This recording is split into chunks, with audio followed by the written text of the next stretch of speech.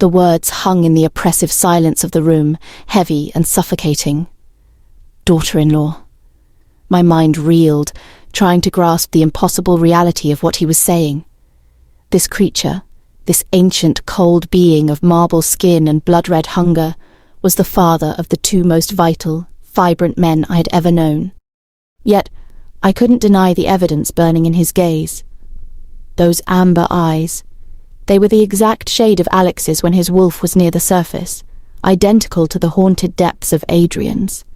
Seeing that familiar warmth trapped in such a monstrous countenance made bile rise in my throat. "You're lying," I whispered, though the tremor in my voice betrayed my utter lack of conviction. My hands gripped the arms of the chair so tightly my knuckles turned white. The throbbing in my shoulder had dulled to a sickening, persistent ache, a constant reminder of the unnatural force that had dragged me here. Valerius chuckled, a dry sound like dead leaves skittering over stone. He crossed one leg over the other, looking entirely too comfortable in the heavy silence. "Am I? You feel the truth of it, little healer. You feel the connection in your blood, just as you felt the call that brought you to my door." He gestured languidly towards my shoulder. I looked down, horrified to see the black veins were still visible against my skin, pulsing faintly beneath the oversized t-shirt. "What did you do to me?" I demanded, fighting the urge to curl into a ball and scream. "What is this?" "I merely amplified what was already there," he said smoothly. "A beacon, calling out to its origin.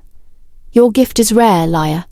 Far older and more potent than the hedge witchery you were practicing in the woods." "Where is Alex?" I cut him off. I didn't care about my gift. I didn't care about his history. I only cared about the emptiness inside me where my mate's presence should be. "You said he was safe. Show me." Valerius's smile thinned, losing its veneer of politeness. The temperature in the room seemed to drop 10 degrees. "Alexander is contained. He is currently a guest in another wing of my home. His accommodations are perhaps less comfortable than yours, but necessary given his temperament. He inherited his mother's fire. If you hurt him..." The threat died in my throat as he stood up. The movement was too fast, a blur of motion that ended with him towering over my chair. He leaned down, placing a hand on each armrest, trapping me. The scent of him was overwhelming. Ancient dust, dried flowers, and underneath it all, the metallic tang of old blood. "Let us be clear about our arrangement, Liyah," he murmured, his face inches from mine. The crimson in his eyes swirled hypnotically. "You are here because I require your services. I have an affliction, one that has resisted centuries of conventional remedies. Your mark, that beautiful blackened little brand on your skin, tells me you possess the unique ability to mend what is broken on a fundamental level." He reached out a cold, manicured finger and traced the line of my jaw. I flinched violently, but he just smiled. "You will heal me," he commanded softly. "You will use every ounce of that precious power to restore me. And as long as you cooperate, as long as I feel myself improving, Alexander remains unharmed. He will be fed, he will be sheltered, and he will live." His fingernail grazed the pulse point at my neck, sharp enough to sting. "But if you resist," he continued, his voice dropping to a terrifying whisper, "if you try to escape, or if you withhold your gift, I will not punish you. I will punish him. I will peel the layers of his mind back one by one until he doesn't know his own name, let alone yours. Do you understand me, daughter-in-law?" Tears stung my eyes, hot and humiliating. I was trapped, a bird in a gilded cage with my mate's sanity held as ransom. "I understand," I choked out. "Excellent." He straightened up, smoothing the non-existent wrinkles on his suit jacket. "Rest now. You're pale and the process will be demanding. We begin tomorrow." He turned on his heel and walked toward the heavy door. Just before he left, he paused and looked back over his shoulder, the amber eyes glinting maliciously. "Oh, and don't bother trying the door. It's locked from the outside, and the windows are reinforced. Sleep well, little healer." The door clicked shut, the sound echoing like a gunshot in the silent room. I was alone. I scrambled out of the chair and ran to the window, tearing back the heavy velvet curtains. Outside there was only darkness, a sheer drop into a dense, unfamiliar forest below. I sank to the floor, pulling my knees to my chest, burying my face in the scent of Alex remaining on my body. The pain in my shoulder throbbed in time with my terrified heart. I was a prisoner in a house of monsters, and the biggest monster of them all wore the eyes of the man I loved. The night passed in a blur of exhausted terror. I didn't sleep. I just lay curled on the cold floor beneath the window, clutching Alex's t-shirt like a lifeline, until the scent of him faded into the musty air of the room. I kept imagining him in a dungeon, imagining Valerius's threats turning to reality. When morning broke, it brought no warmth, only a pale grey light filtering through the thick glass. The door clicked unlocked, and a silent woman with vacant eyes entered, depositing a tray of food before leaving without a word. A thrall. I forced myself to eat the tasteless bread and fruit. I needed strength. An hour later, 2 hulking guards, more vampires, escorted me out. We walked through endless corridors of polished stone and dark wood, the mansion a grand, lifeless mausoleum. They deposited me in a cavernous study. Valerius stood by a massive fireplace that threw out no heat. He was staring at a large oil painting above the mantelpiece. I stepped closer, my breath hitching. The woman in the portrait was vibrant, fiercely beautiful, with hair the colour of spun gold. I knew those eyes. I'd seen their haunted depths in Adrian and their defiant spark in Alex. She was magnificent, wasn't she? Valerius said softly. Alex's mother, I whispered. And Adrian's, he corrected, turning his crimson gaze toward me. My mate, Sierra.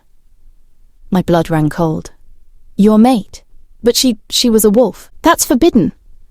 A humorless smile ghosted across his face. I am older than the laws your kind cling to. When I found her, the pull was undeniable. The apex predator of the night mated to a daughter of the moon. He paced toward me, his aura suffocating. We were happy in secret, but she aged. Every grey hair was a dagger in my heart. I could not bear to watch her wither. A sickening dread pooled in my stomach. What did you do? I sought to fix it, he said, his voice a terrifying monotone. I attempted to bestow my gift upon her, to turn her so we could rule eternity together. My hands flew to my mouth. The sheer biological violation was staggering. You tried to turn a werewolf into a vampire. It's poison. I was arrogant. I believed my ancient blood could overcome nature's design. He looked back at the painting, his eyes burning. Her body rejected it violently. The wolf inside her fought the vampire taint with every cell. It was catastrophic. The pieces slammed into place, forming a picture that made my knees shake. Adrian, I choked out. He thinks he killed her, that he touched her as a child, and his touch... Valerius waved a dismissive hand. A convenient fiction. The boy was clinging to her, crying, while her body tore itself apart from the inside out because I poisoned her with my love. Rage washed over me, momentarily drowning the fear. You monster. You let them live in the shadow of a lie you created. It kept them manageable, he said coldly. Then his expression shifted, becoming brittle. But you are mistaken about one thing, Liyah. Adrian didn't kill her, and neither did the turning. I frowned, confused. What? You said she died. Everyone knows she died 30 years ago. Valerius's smile was awful to behold. It was a rictus of pain and madness. Death would have been a mercy. Come. It is time you understood the true nature of my affliction. He walked to a bookshelf and pulled a false tome. The unit swung open, revealing a steel door that hummed with magical wards. He placed his palm against it, and it hissed open. A blast of frigid air hit me, smelling of potent chemicals and decay. He led me down a spiral staircase carved into the bedrock beneath the mansion. The deeper we went, the louder a strange, rhythmic machinery sound became. Hiss thump, like a mechanical heart. We emerged into a chamber bathed in sterile blue light. In the centre of the room, surrounded by humming arcane machinery and thick glass walls, was a containment unit.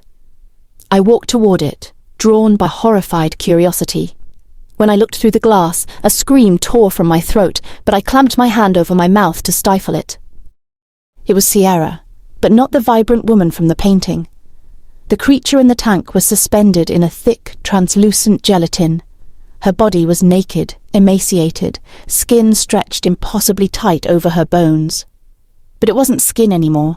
It was a patchwork of grey, necrotic flesh and veins that pulsed with a sickening, vibrant black light, the same black as my healer mark when it was corrupted. Her hair hung in limp, colourless clumps. Her jaw was slack, a thick tube running down her throat, feeding her the fluid that kept her in this state. But the worst part, the part that would haunt my nightmares forever, were her eyes. They were wide open. One was the beautiful amber of Alex's wolf, the other was a hemorrhaged blood-red crimson. They darted wildly back and forth in the fluid, trapping me in their gaze. There was no recognition in them, only an abyss of pure, unending agony. She wasn't dead. She was trapped in a living hell, her werewolf biology constantly trying to heal the damage caused by the vampire blood that was constantly killing her, a perpetual cycle of rotting and regenerating. 30 years, Valerius whispered, standing right behind me, his voice trembling with a grotesque mix of adoration and despair. 30 years I have kept her suspended here, kept her with me, but the magic required to sustain this stalemate, it drains me, it corrupts me. That is my sickness, Liyah. I am rotting from the inside out to keep her in this half-life. He placed a cold hand on my shoulder, making me jump violently. You have the spirit healer mark, he hissed in my ear as I stared at the monstrous form of his mate. You can reach the soul beneath the flesh. You are going to fix the mistake I made. You are going to stabilize her transformation. I spun around, shrugging off his hand, my back against the glass tank. The horror was overwhelming, but through it, a terrifying clarity pierced my mind. He wasn't just a tyrant. He was a desperate, obsessed madman who had tortured the woman he loved for 3 decades rather than let her go. You don't want me to heal you, I breathed, realizing the true depths of his depravity. You want me to finish turning her. His amber eyes were wild. I want my mate back, and you will give her to me, or I will bring Alexander down here, and I will put him in the tank next to her, and you can watch them both rot for eternity. I looked back at the creature in the tank, the mother my mates grieved every day. My heart broke for Alex and Adrian, for the horrific truth they didn't know. But as I looked at Valerius, trembling with manic need, I realized something else. He was terrifyingly powerful, yes. But in this room, staring at his greatest failure, he was also incredibly vulnerable. He needed me more than anything in existence. My fear didn't vanish, but it hardened into something cold and sharp. I had leverage. The ultimate leverage. I straightened my spine, pulling away from the glass, away from the horror of Sierra. I met the ancient vampire's gaze, my voice steady despite the shaking of my hands. Take me back upstairs, Valerius. We have a lot to discuss before I touch anyone. The walk back up the spiralling stone staircase was the longest journey of my life. The air grew progressively warmer, losing the metallic tang of the lab below, but the image of Sierra, that thing in the tank that used to be a vibrant woman, was burned onto the back of my retinas. Back in the cavernous study, the fire was still crackling uselessly. Valerius moved to the hearth, his back to me. His shoulders, usually so rigid with arrogant power, held a tightness that spoke of a desperate, fragile hope. I didn't wait for permission. I walked to one of the high-backed leather chairs near the fire and sat down. It was a small rebellion, a testing of the new boundaries. Valerius turned slowly. His crimson eyes narrowed slightly at my presumption, but he said nothing. The silence stretched, heavy with the horrific secret sharing the space between us. You're obsessed, I said finally, my voice flat. The terror was still there, churning in my gut, but the realization of his absolute need for me acted as a steel spine. You've kept her in a state of constant torture for 2 decades because you couldn't let go. It is not torture, he hissed, his composure cracking. It is preservation. As long as there is a spark of life, there is hope. You are that hope, Liyah. You can stabilize the transition. You can reconcile the wolf soul with the vampire flesh. And what if I can't? What if my power just kills her completely? The room seemed to darken. Then you will have destroyed the only thing that matters to me, and I will destroy everything that matters to you. I gripped the arms of the chair. If you touch Alex, I will never help you. If you drive him mad, I will let her rot down there until the end of time. Do you understand our arrangement now, Valerius? He stared at me, a flicker of genuine surprise in his ancient eyes. He wasn't used to being dictated to. For millennia, he had been the apex predator. Now, a 25-year-old hedge witch held his heart in her hands. A stalemate. He conceded quietly, the word tasting bitter in his mouth. Before I do anything, I said, pushing my advantage, I need to know the truth, all of it. He raised a perfect eyebrow. You have seen the truth downstairs. Not that. Them. Alex and Adrian. I leaned forward. If you are what you are and Sierra was a wolf, how do they exist? By all laws of nature, they shouldn't. The attempt to turn her created a monstrosity. So how did their conception create two healthy, powerful, true alphas? Valerius let out a sigh that sounded like wind through a crypt. He looked back at the painting of the golden-haired Sierra above the mantel. Nature is a chaotic force, little healer. It finds ways to survive that even I cannot predict. Sierra was not just any wolf. Her bloodline was ancient, direct descendants of the first shifters, and I am older than most civilizations. He turned back to me, his expression complicated by a strange mingling of pride and resentment. When we conceived them, it was a violent collision of two opposing forces. My sperm was potent, carrying the sheer, raw dominance of the vampire progenitor. But her womb, her very biology, was fiercely protective wolf. It didn't accept the vampire taint, but it couldn't destroy the power within it either. He gestured vaguely with a pale hand. Her body adapted. It took that raw, ancient power, the aggression, the dominance, the sheer force of will that defines my kind, and compressed it, moulding it into the only framework it knew. The wolf. My mind reeled as I processed the biological impossibility he was describing. They are not hybrids, he murmured. They possess none of my weaknesses. The sun does not burn them. They do not crave human blood. But they carry my legacy in their souls. Why do you think they are true alphas? Why do you think their dominance brings other wolves to their knees so easily? Why do you think their eyes flash that particular shade of amber red when they lose control? It made terrible sense. Alex's overwhelming aura, the way he could command a room without speaking, the sheer brute force of his wolf. It was vampire dominance filtered through a werewolf lens. And Adrian, his intensity, his capacity for deep, brooding emotion, it was all part of this dark inheritance. They are the perfect predators, Valerius said, his voice dropping to a whisper. The best of her, and the most terrifying parts of me, and they despise me. They don't even know you exist anymore, I shot back. They despise the lie you told them. A necessary lie, he retorted, the arrogance returning, to protect them from the truth of what their mother had become, to protect them from me. And now you've kidnapped one and are threatening to torture him to coerce me into finishing your Frankenstein science experiment on their mother. I stood up, my legs shaking only slightly. You have a funny way of protecting your children. Valerius's eyes flashed dangerously. Do not presume to lecture me on fatherhood, girl. You are here for one purpose. And I won't fulfill it until I know Alex is unharmed, I demanded. I want to see him, now. He glared at me, a muscle ticking in his jaw. He weighed his pride against his desperation. Desperation won. With a growl of frustration, he waved a hand over the polished surface of a dark wood table near the fire. The surface shimmered like water disturbed by a stone, and then cleared to reveal an image. My breath caught. It was Alex. He was in a room that looked like a gilded cage, luxurious furniture, tapestries on the walls, but no windows and a heavy iron door. He was pacing like a caged animal, his shirt torn, his hair wild. His whole body was vibrating with suppressed rage and wolf energy. He looked furious, exhausted, but physically whole. Seeing him, even just an image of him, sent a jolt of strength through my bonded mark. He was alive. he was fighting. "He is unharmed," Valerius said tightly, sweeping his hand over the table to cut off the image. "As promised." I took a deep, shuddering breath, locking the image of Alex in my mind to anchor me.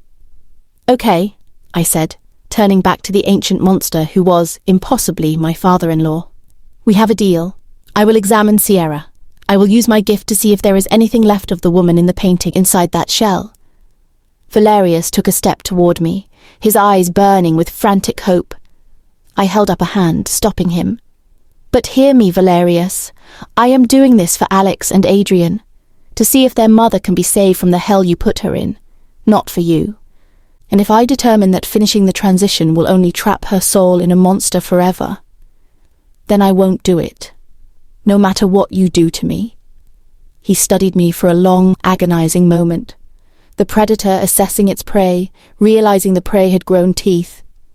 "Examine her first, little healer," he murmured, his voice silky with menace and need. "Then we shall see what is possible." The descent back into the lab felt like walking into a tomb. The air grew colder, the rhythmic hiss-thump of the machinery louder, a grotesque lullaby for the horror waiting below. Valerius led the way, his posture rigid with an explosive mix of hope and terror. He stopped a few feet from the glass tank, gesturing for me to approach. I forced my legs to move. Every instinct screamed at me to run, to claw my way back to the surface and the open sky, but the memory of Alex in his gilded cage held me fast. Standing before the tank was worse the second time. The initial shock had worn off, leaving only a raw, sickening pity. Sierra hung suspended in the gel, the black veins on her grey skin pulsing with a faint, sickly light. Her mismatched eyes, one warm amber, one hemorrhaged crimson, darted wildly, seeing nothing, feeling only endless pain. "Begin," Valerius commanded, his voice tight. I took a deep breath and placed my hands flat against the thick glass. It was freezing. I closed my eyes and reached for the wellspring of power within me. It wasn't the warm, golden light I used for wounds or sickness. This was deeper, darker, the ancient energy that had flared when I healed Adrian, the power that had called me here.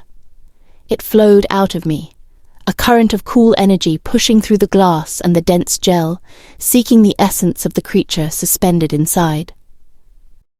The moment my power made contact with hers, I gasped, my eyes flying open. It wasn't a single entity I found. It was a war zone. Two distinct, violent energies were locked in a brutal, unending stalemate within her necrotic flesh. One was a snarling, terrified wolf soul, Sierra's essence clinging to life with ferocious tenacity. It felt ancient, wild, and desperately maternal, a beacon of pure, protective love that had been screaming into the void for 20 years. The other energy was a cold, serpentine darkness, the vampiric taint. It was an invasive species, an aggressive, parasitic force that sought to dominate and consume everything it touched. It was constantly attacking the wolf essence, trying to rewrite its very nature. The wolf fought back with everything it had. It used Sierra's own life force, her body's natural regenerative abilities, to constantly heal the damage the vampire blood inflicted. My mind reeled as I understood the horrific reality of her existence. She was trapped in a perpetual cycle of being eaten alive from the inside out and regenerating just fast enough to keep from dying. It was the most profound agony I could imagine. Tears streamed down my face, hot and fast. "Oh, Lord," I whispered, my voice cracking, "you poor thing." "What do you see?" Valerius demanded, his hand gripping my shoulder so hard I winced. "Can you stabilize it? Can you complete the transition?" I pulled away from him, turning to face him with a look of utter revulsion. "Complete the transition? Valerius, her wolf soul is fighting the vampire blood with every fibre of its being. It's the only thing keeping her. So the wolf must be subdued," he said, his logic terrifyingly cold. "You must use your power to suppress the wolf essence so the vampire blood can finish its work without resistance." I stared at him, horrified. "Suppress it? You mean kill it? If I use my magic to dampen the wolf soul, the vampire taint will consume it completely. Sierra, The woman you claim to love, the mother of your children, will be gone forever. All that will be left is a vampire in her body. A vampire who will live, he roared, his composure shattering. The crimson in his eyes flared, and his fangs extended, sharp and white against his pale lip. A vampire who will be with me for eternity. I will not lose her again, Liyah. I will not let death have her. This isn't life, I yelled back, pointing at the tank. This is a 30-year torture session, and what you want to do is the final execution. You want to murder her soul to keep her body as a pet. Silence. He moved faster than I could track. One moment he was yards away, the next his hand was around my throat, pinning me against the cold glass of the tank. His face was inches from mine, a mask of monstrous fury and desperate, insane love. You think you have a choice, little healer, he snarled, his breath cold on my skin. You think your moral objections matter to me? You will do as I say. You will suppress the wolf. You will let the change take her. His grip tightened, cutting off my air. Black spots danced in my vision. And if you refuse, he whispered, his voice a terrifying caress, I will bring Alexander down here. I will break his mind piece by piece, and I will make you watch as I feed him to the thing in this tank. Do you understand me? He slammed me against the glass again for emphasis. Behind me, I felt a tremor run through the tank, as if Sierra herself was reacting to his violence. Do it, he commanded, releasing my throat just enough for me to gasp for air. Now! I slumped against the glass, coughing, my mind racing. I was trapped. If I refused, Alex would suffer an unthinkable fate. If I agreed, I would be committing murder, killing the brave wolf mother who had fought for 30 years to stay herself. I looked back into the tank, meeting Sierra's wild, terrified eyes. I felt her pain, her exhaustion, her desperate plea for an end to the agony. But I also felt something else, a flicker of that fierce, protective love, a love for the sons she hadn't seen grow up. A plan, wild and desperate, began to form in my mind. Okay, I choked out, my voice raspy. Okay, Valerius, I'll do it. His grip on my shoulder relaxed slightly, the murderous rage receding back behind a mask of triumphant relief. Wise choice, daughter-in-law. But I need you to step back, I said, trying to sound defeated, compliant. I need space to work. The magic, it's volatile. It requires immense concentration. He hesitated for a fraction of a second, then nodded and stepped back a few paces, his eyes never leaving me. Begin. I turned back to the tank, placing my hands on the glass again. I closed my eyes and reached for the power within me, the dark, ancient wellspring. But this time, I didn't reach for the energy to suppress. I reached for the energy to heal. I wasn't going to kill the wolf to save the vampire. I was going to try something far more dangerous, something that might kill us both. I was going to try and heal the wolf soul, to give it enough strength to finally, once and for all, fight back against the vampire taint. I was going to arm Sierra for the final battle of her long, horrific war. And then I was going to pray to the moon goddess that she was strong enough to win. I stood there, my hands flat against the glass, the cold biting into my palms. The air in the subterranean chamber was thick with the smell of decay, the only sound the rhythmic, wet hiss-thump of the machinery keeping Sierra in her horrific half-life. My decision was made. I would not kill the wolf soul, I would empower it. Valerius stood a few feet behind me, his presence a suffocating weight. He was a creature of ancient, terrible power, and I was defying him in the most fundamental way possible. If this failed, if I failed, the consequences would be unthinkable. I took a breath, trying to steady the tremor in my hands. I needed to focus. I closed my eyes and reached deep inside myself, past the familiar warmth of my healing magic, down to the cold, dark wellspring I had discovered.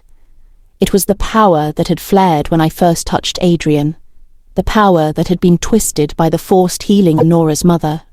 It was raw, dangerous, and ancient. I pulled on it, and it flooded my veins like ice water. It was a shock to my system, a jolt of dark electricity that made my breath hitch.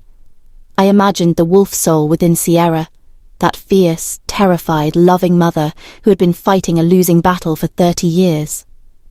I visualized it as a flickering ember in a sea of cold darkness. And then I pushed. I poured the dark energy from my core into the glass, through the thick gel, and straight into Sierra's body. It wasn't a gentle flow like my usual healing. It was a torrent, a violent surge of power that was as much about destruction as it was about creation. I wasn't just healing the wolf, I was arming it for war. The reaction was instantaneous and terrifying. The machinery around the tank let out a high-pitched shriek as the energy levels spiked.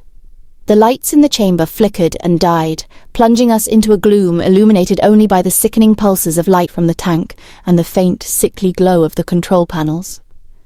Inside the tank, Sierra's body convulsed, her back arched, her mouth opening in a silent underwater scream. The black veins that had been pulsing sluggishly suddenly flared with a brilliant, blinding obsidian light. "What are you doing?" Valerius roared over the cacophony. I felt him move towards me, his hand grabbing my shoulder with crushing force. "This is not suppression! You are overloading her!" I ignored him, gritting my teeth against the pain of his grip and the immense strain of channeling so much power. I poured everything I had into that connection, into that flickering ember of the wolf soul. "Fight," I mentally screamed at it. "Fight for your sons. Fight for yourself. Fight him." I felt the wolf soul respond. It was like a dying fire suddenly being doused in gasoline. The ember flared into a raging inferno. The ancient primal power of her lineage, the power that Valerius had tried to claim, woke up with a roar that I felt in my own bones. The wolf wasn't just fighting to survive anymore. It was fighting to win. Sierra's body began to thrash in the gel. The necrotic flesh on her arms and chest started to slough off in thick grey chunks, dissolving into the fluid. But beneath it, I could see something new, fresh pink tissue forming at an impossible speed. The vampire taint, that cold, serpentine darkness, recoiled. I could feel its shock, its fear as the prey it had been slowly consuming for 2 decades suddenly turned and bit back. "Stop it!" Valerius bellowed, his voice thick with panic. "You're killing her!"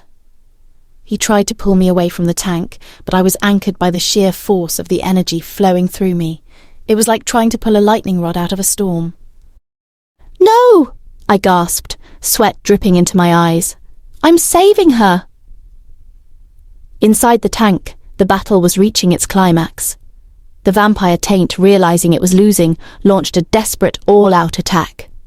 The black veins pulsed with a final, sickening intensity, trying to overwhelm the newly empowered wolf soul. Sierra's body went rigid. Her mismatched eyes, the amber and the crimson, locked onto mine, and for the first time, I saw something in them besides mindless agony. I saw recognition, I saw gratitude, and I saw a fierce, unyielding determination.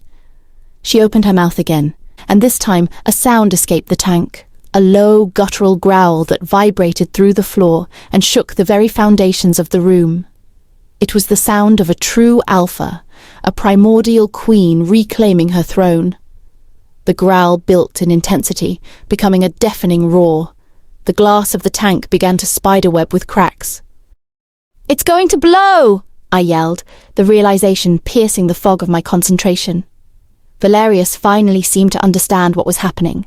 His face went white with terror, not for himself, but for the creature in the tank. "Sierra!"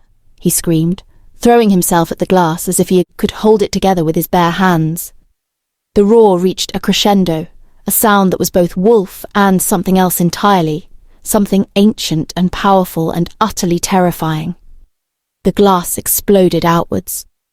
I was thrown backward by the force of the blast, landing hard on the cold stone floor. A wave of thick, foul-smelling gel and glass shards washed over me.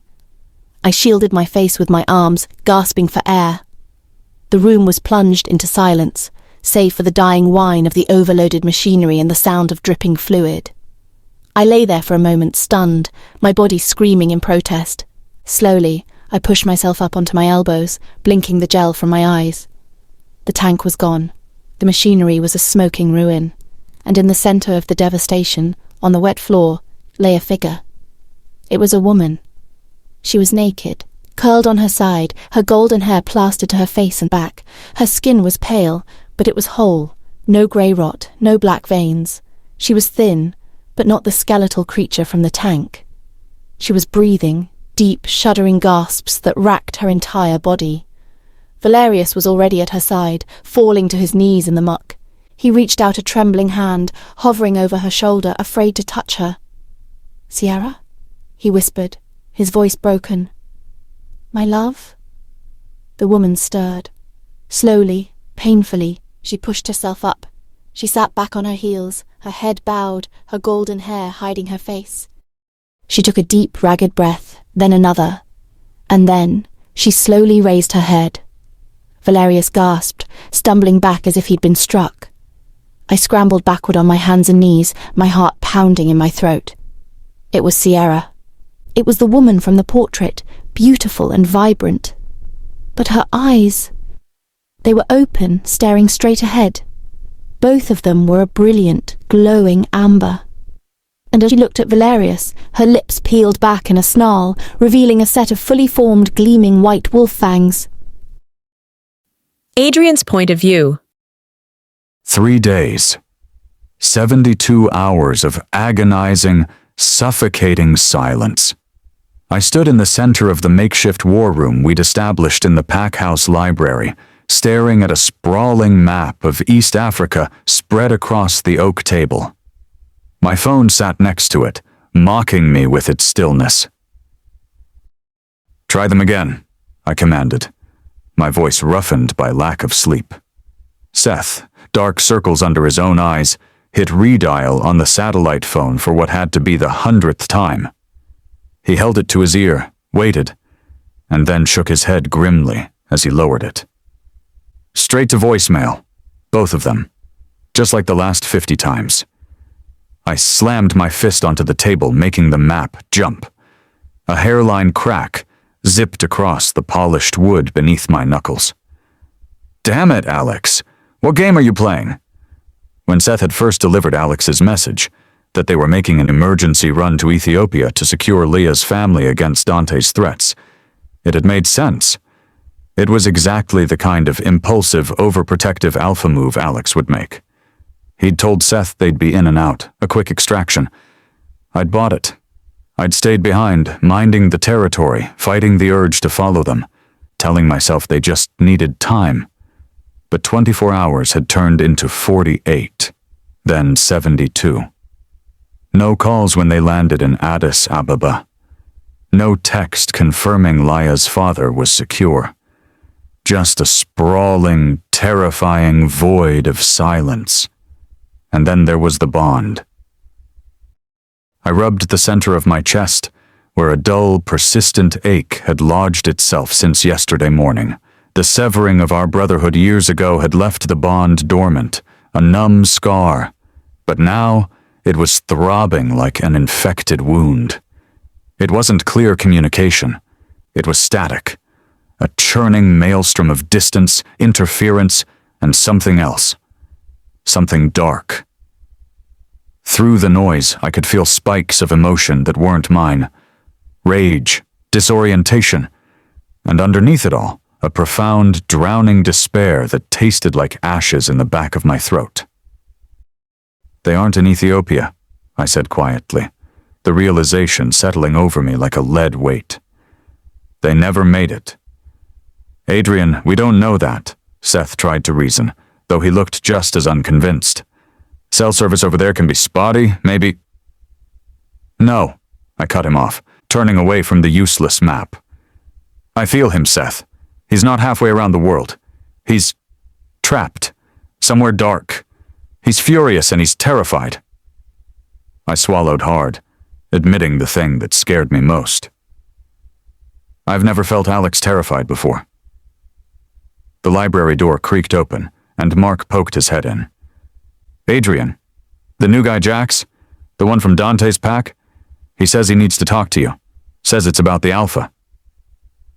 I was in the hallway in 2 strides. Jax, a lean, nervous wolf who had defected after Alex broke Dante's hold at the cabin, was waiting. He flinched when I approached. the scent of my agitation rolling off me in waves. "Talk," I ordered. I heard you guys talking about Ethiopia," Jack stammered, looking at his boots. "But the scent on Alpha Alex when we fought him? Before he took the healer girl?" He swallowed. It had an undertone, under the wolf musk. "What kind of undertone?" I pressed, stepping closer. My own hands were tingling, the curse beneath my skin reacting to my stress. "Cold," Jax whispered.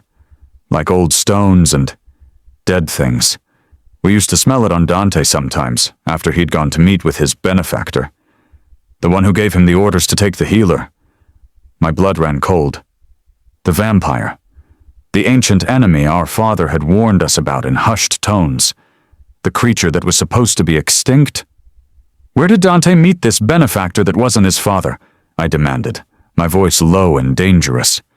Jax pointed north, towards the deepest, most rugged part of the mountain range that bordered our territory.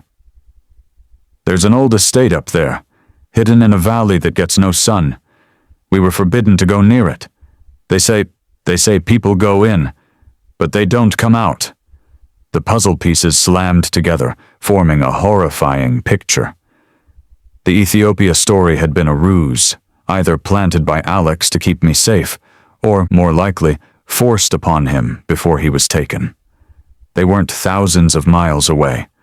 They were right in our backyard, held by something older and deadlier than any rogue wolf.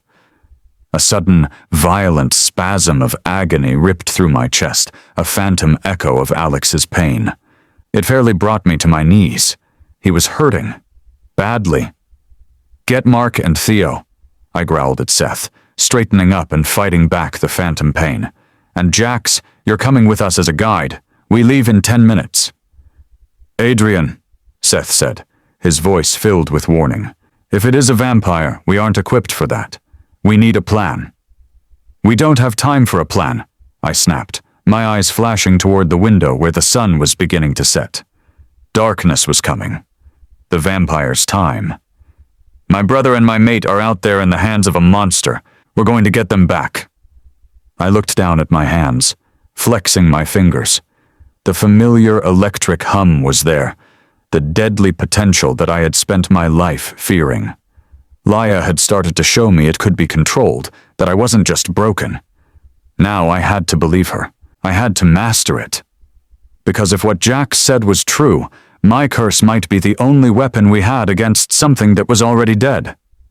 "Pack light, silver weapons only," I commanded, turning for the door.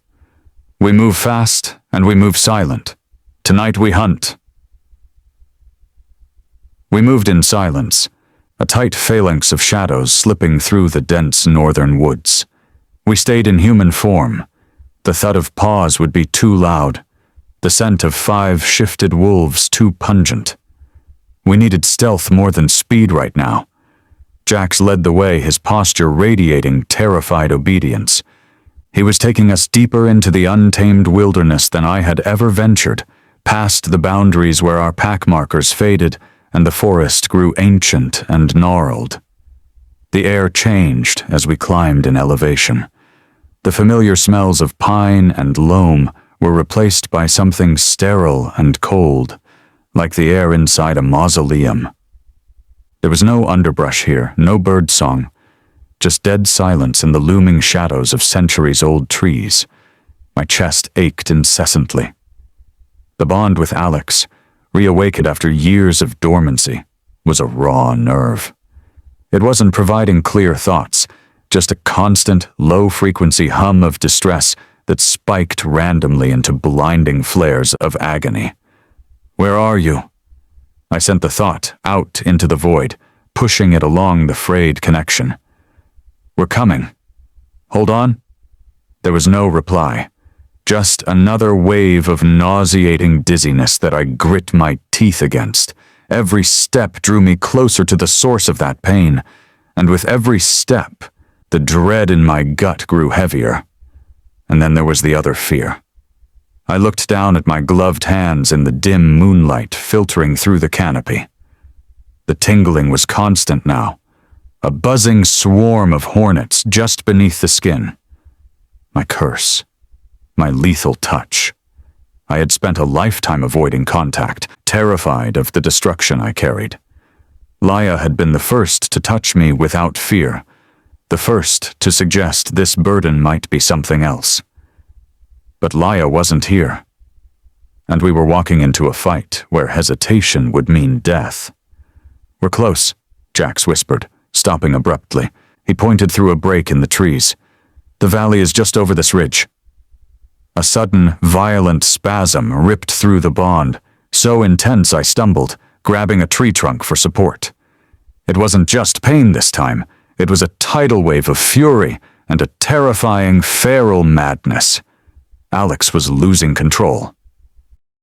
"Adrian?" Seth was at my side instantly, his hand hovering near my arm before he remembered and pulled back. "What is it?" He's breaking," I gasped, straightening up and forcing the phantom rage down. The urgency clawed at my throat. "We have to hurry." We crested the ridge. Below us, nestled in a bowl-shaped valley that seemed to swallow the moonlight, sat a monstrosity of stone. It was a sprawling estate, archaic and imposing, built from black granite that seemed to absorb the darkness. It felt less like a house and more like a tumor growing out of the mountain. And it smelled of death. Cold, ancient, preserved death. "The perimeter will be alarmed," Theo murmured, scanning the high stone walls that encircled the grounds. "Not for long," I said. The need to get inside, to get to that source of agony, drowned out all caution. "Mark, Theo, take the west wall. Seth, you're with me on the main gate. Jax, stay back and keep watch." We descended the slope rapidly. We were 50 yards from the heavy iron gates when the shadows detached themselves from the walls. They moved impossibly fast. Not the loping speed of a wolf, but a blurring, jerky swiftness that the eye couldn't track. There were 4 of them. Pale faces, dark clothing, eyes that glinted red in the gloom. Vampires. They didn't speak. They didn't growl. They just attacked with silent, lethal efficiency. One launched itself at Seth. He shifted mid-air, a massive gray wolf meeting the pale blur with a roar of defiance. Mark and Theo were instantly engaged by 2 others. The 4th one came from me. He was on me before I could even draw the silver knife at my belt. His hand, unbelievably cold and hard as marble, clamped around my throat, lifting me off my feet. He slammed me against the stone pillar of the gate, knocking the breath from my lungs. His face was inches from mine, beautiful and terrifying, devoid of any human warmth. He opened his mouth, revealing needle-sharp fangs, and hissed, a sound like escaping steam. "Stray dog," he sneered, his grip tightening, crushing my windpipe. "You are far from home." I struggled, kicking out, but his strength was unnatural. I couldn't breathe. Black spots danced in my vision. I clawed at his arm, my gloved hands useless against his granite-like skin. I was going to die here. I was going to fail them. No. The refusal roared up from inside me, fueled by the agonizing pulse of the bond with my brother, by the memory of Liyah's terrified scent in the cabin. My hands were pinned between our bodies. I could feel the lethal buzz beneath the leather of my gloves, screaming for release. "It's a gift," Liyah had said, "not a curse." I stopped fighting his grip. Instead, I focused all my panic, all my rage, all my desperate need to save my family down into my hands. With a guttural cry, I ripped my right hand free and jammed my gloved palm straight onto the vampire's chest, right over his unbeating heart. I didn't just touch him, I pushed. I pushed with everything that I was, everything I had suppressed for 30 years. The effect was instantaneous. The vampire didn't just let go. He convulsed violently, a horrific, gurgling scream tearing from his throat. The coldness of his skin burned through my glove, but I held on, pouring the deadly energy into him. His red eyes rolled back in his head, his skin turned a sickly, necrotic gray where I touched him, cracks spiderwebbing out from beneath my palm. It was as if I was accelerating decay, forcing centuries of rot into a single second. He crumbled, literally crumbled. His body turned to ash and dust under my hand, his clothes falling empty to the ground. I fell to my knees, gasping for air, staring at my own shaking hand. The glove was scorched. Silence fell over the gate area. Seth, back in human form, was staring at me, his chest heaving, his eyes wide with a mixture of awe and terror. The other 2 guards were down, dispatched by Silver, but the way mine had died, that was different. I looked up at the looming mansion. I could feel Alex inside, a beacon of chaotic pain. I stood up, my legs trembling but supporting me. I peeled off the ruined glove and let it drop to the dusted remains of the creature. "We're going inside," I said, my voice raw, sounding strange to my own ears. I looked at my bare hand, the skin humming with residual power. It wasn't a curse anymore. It was the only weapon that mattered. The massive oak front doors of the estate weren't locked. It felt like an invitation or an insult, an arrogant declaration that whoever lived here feared nothing that could walk through them. I didn't hesitate. I pushed them open, the heavy wood groaning on well-oiled hinges. The foyer was cavernous, a testament to obscenely old wealth. Marble floors gleamed under the light of a massive crystal chandelier, reflecting statues of cold stone and tapestries depicting scenes of ancient, bloody hunts. It was magnificent, opulent, and completely devoid of life. The air was still and frigid, smelling faintly of dried flowers. "Check the corners," Seth ordered quietly, his voice tight. He and the others fanned out, silver blades drawn, moving with the practiced efficiency of pack hunters. But their eyes kept darting back to me, to my bare right hand. The bond inside me gave a sickening lurch, pulling my attention away from the decor. The signal was stronger now, no longer muffled by distance. It was a direct line of psychic agony pointing straight down. "Below." "They're underground," I said, my voice echoing slightly in the vast space. I didn't wait for agreement. I followed the pull toward a sweeping staircase hidden behind a heavy velvet curtain at the back of the hall. It led downwards, into the mountain the house was built against. The air grew damper as we descended, the smell of sterile wealth replaced by the earthy scent of bedrock and something else, something metallic and chemical that stung my nostrils. We reached a subterranean corridor lined with rough-hewn stone. It was narrower here, claustrophobic. 2 guards stood at the far end, in front of a heavy steel door. They looked up as we rounded the corner, their red eyes widening slightly before they blurred into motion. "Mark, Theo left," Seth barked, shifting into his wolf form mid-stride, a massive gray blur launching itself at the guard on the left. The second guard came for me. He was bigger than the one at the gate, his face a mask of aristocratic, sneering rage. He didn't have weapons. He didn't need them.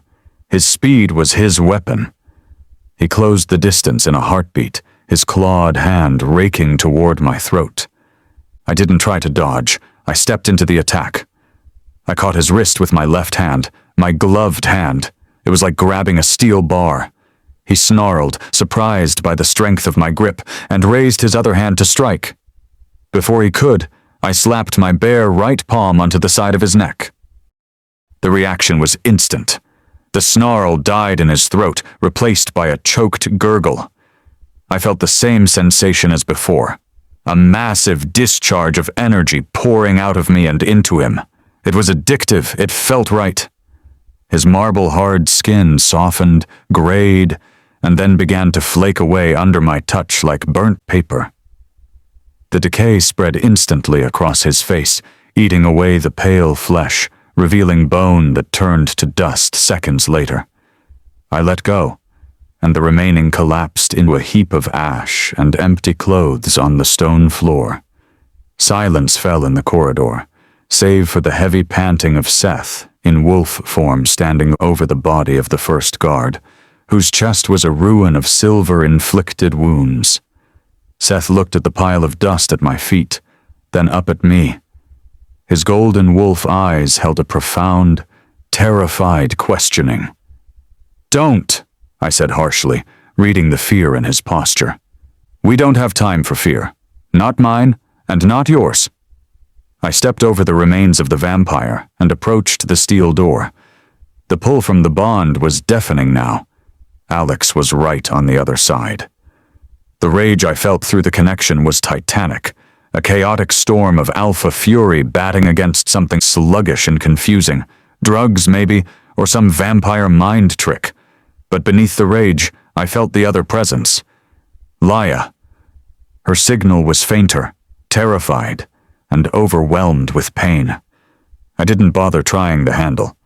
I placed both hands flat against the cold metal of the door. I wasn't sure if my power worked on inanimate objects, if I could decay steel the way I decayed undead flesh. But I poured everything I had into it anyway. My rage at Alex's capture, my fear for Liyah, the years of resentment at being the broken brother. I channeled it all into my palms. The metal groaned. It didn't rust. It seemed to lose its structural integrity, the molecules vibrating apart under the onslaught of pure destructive energy. The thick steel warped, buckled inward, and then, with a screech of tearing metal, ripped right off its hinges. The heavy door crashed onto the floor inside, revealing a cavernous, brightly lit laboratory carved out of the living rock. The smell hit me first, antiseptic, ozone, and the coppery tang of blood. Then I saw them. In the center of the room, strapped vertically to a metal table that looked like a torture device, was Alex. He was shirtless, sweat slicking his defined muscles, his head thrashing against restraints. Tubes ran from his arms to various machines that beeped rhythmically. His eyes were wild, glazed over, fighting a battle unseen.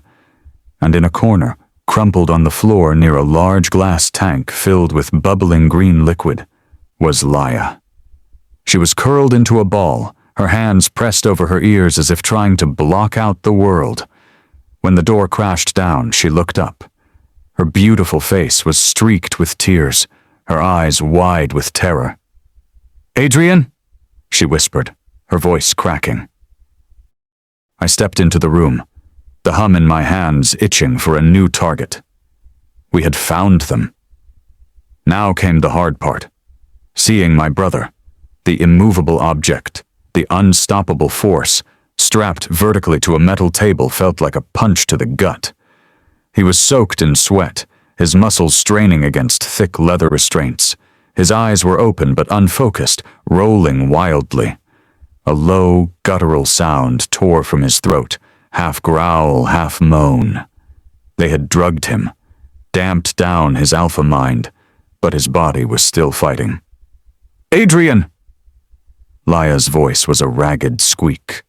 She was pressed into a corner behind a rack of humming servers. Her clothes were torn, her face streaked with grime and tears, but when our eyes met, I saw a flicker of overwhelming relief cut through her terror. She was alive. She was relatively unharmed. "Get to her," I snapped at Seth over my shoulder. The gray wolf peeled off immediately, moving to place his massive bulk between Liyah and the rest of the room.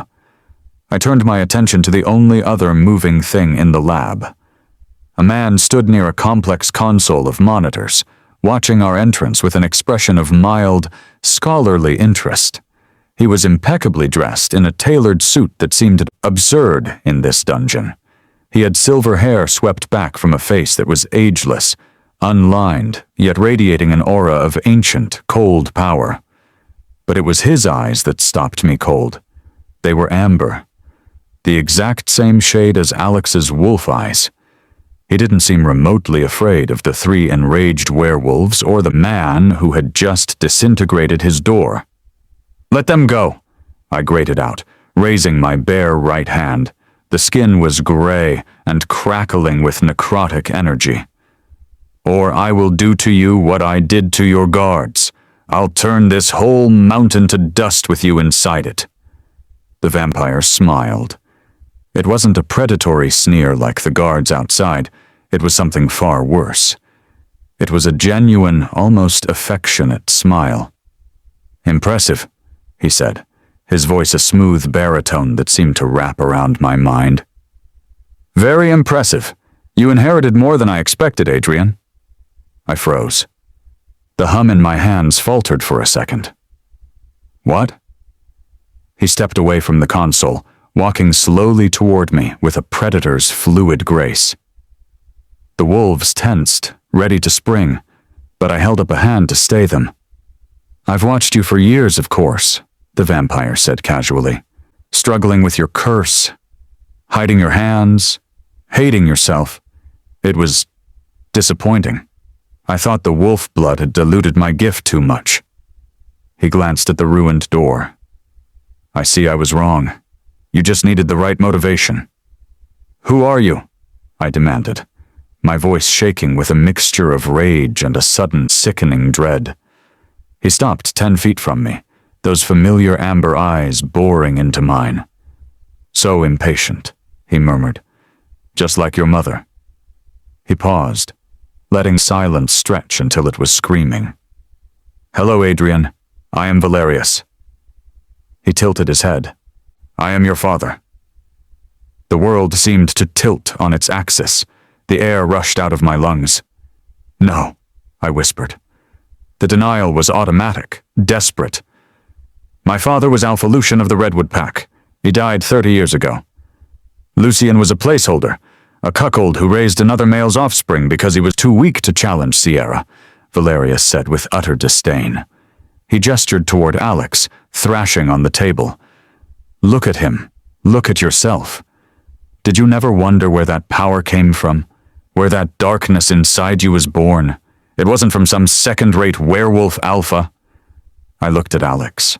The sheer size of him, the raw dominance he exuded even when drugged. Then I looked down at my own hand, the hand that brought death. "You're lying," I said, but the conviction was draining out of me. "Am I?" Valerius turned and walked toward the far wall, to a massive glass tank I had ignored in my initial rush. It was filled with a thick, translucent green gel. Suspended inside was a nightmare. It was a woman, or what was left of one. She was emaciated, her naked body a roadmap of horror. Her flesh was a patchwork of necrotic gray rot and angry red scar tissue. Black veins pulsed beneath her skin like trapped worms. Her hair floated limply in the gel, colorless. Her eyes were open, staring blindly into the fluid. One was amber. The other was a vivid, blood-red crimson. "Behold," Valerius whispered, his voice dropping to a tone of reverence that made my skin crawl. "Sierra, my mate. Your mother." I stared, horrified, unable to look away. "She's alive," Liyah whispered from her corner, her voice trembling with horror. "I felt her. She's in agony. Constant, unending agony." Valerius whirled on Liyah, his calm facade cracking for a fraction of a second. "She is transforming," he snarled. He turned back to the tank, pressing a hand against the glass. 30 years ago, we tried to embrace our bond. I tried to turn her, to make her immortal like me so we could rule together." His face twisted in a grimace of frustrated fury. "But her wolf soul, it is stubborn. It fights the vampire blood. It refuses to die, and it refuses to turn. She has been stuck like this, suspended between life and death, wolf and vampire, for 3 decades. He looked back at me, then at Liyah. The sickening truth crashed down on me. "That's why you need her," I said, my voice hollow. The girl is a true healer, Valerius said, his eyes gleaming with fanaticism. Her power can force Sierra's body to accept the change. She can suppress the wolf so the vampire can finally take hold. She is the key to ending my mate's suffering. He smiled again, that terrifying, affectionate smile. We are going to be a family, Adrian, finally, as soon as the little healer finishes her work. The silence that fell over the lab was heavier than the granite mountain pressing down on us. My father? This monster in an Italian suit was my father. I looked from Valerius's ageless, predatory face to the horrific contents of the tank. That broken thing, suspended in green jelly, a patchwork of rot and scar tissue. That was the mother I had mourned my entire life. The fierce Luna Sierra, reduced to a science experiment. My world was fracturing. The ground beneath my feet felt insubstantial. All the hatred I had harbored for myself, for the curse that made me a pariah, suddenly shifted target. It wasn't a random genetic cruelty. It was him. It was his poisoned blood running through my veins. A family, I repeated, the word tasting like bile. You kept her like this for 30 years, in agony. Valerius waved a hand dismissively, as if discussing a minor inconvenience. A necessary purgatory. Her wolf soul is tenacious. It refuses to submit to the superior bloodline. It fights the transition constantly, tearing her body apart from the inside out in the process. He turned his gaze to Liyah, who was peering out from behind Seth's massive gray flank.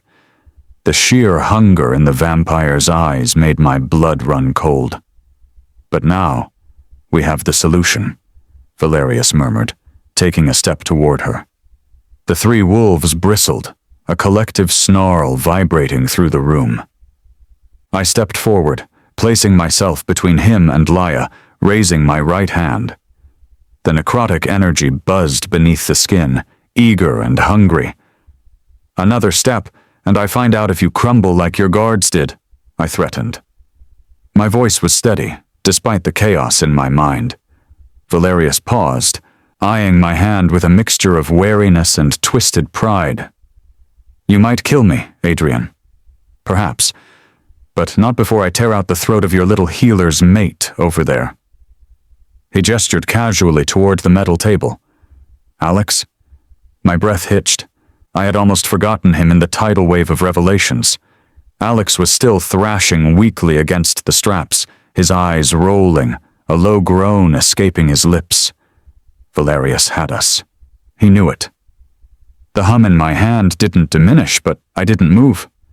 The vampire smiled, sensing his advantage, and turned his attention back to Liyah. Come here, child. It's time to do what you were born for. Liyah stepped out from behind Seth.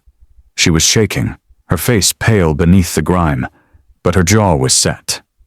She looked past Valerius, past me, straight at the tank. I already saw her, she whispered. Her voice was unsteady but clear in the tense silence. When I first woke up here, before you dragged me away, I touched the glass. I felt her and saw everything.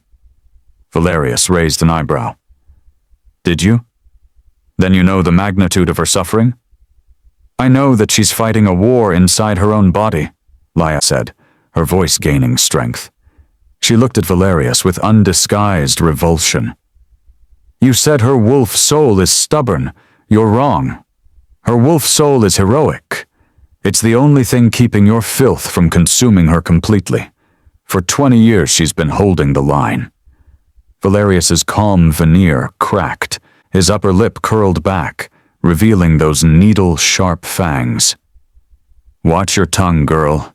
The wolf is a parasite preventing her evolution. You want me to kill it, Liyah accused. You want me to use my power to suppress the wolf soul so the vampire taint can take over. You want me to murder the humanity that's left in her. I want you to end her pain, Valerius roared, his voice echoing off the stone walls. The facade of the sophisticated gentleman vanished, replaced by the ancient monster. And you will do it, now. No, Liyah said. The single word hung in the air. Valerius didn't move toward her. Instead, he blurred into motion, appearing instantly beside the metal table. His hand shot out, clamping onto Alex's shoulder. Alex screamed. It was a sound I had never heard my brother make, a ragged cry of pure, unadulterated agony that tore at my own soul. The machines hooked up to him started shrieking alarms. "Stop!" I yelled, lunging forward, but Valerius held up a warning hand, his fingers digging deeper into Alex's flesh. Smoke began to rise where his cold, dead skin touched Alex's fevered shoulder. "The bond is strong between twins," Valerius sneered, looking at me while he tortured Alex. "Do you feel that, Adrian? Do you feel his skin burning?" I did. A phantom sear ripped across my own shoulder, sickening and intense. I skid to a halt, paralyzed by my brother's pain. Valerius looked at Liyah.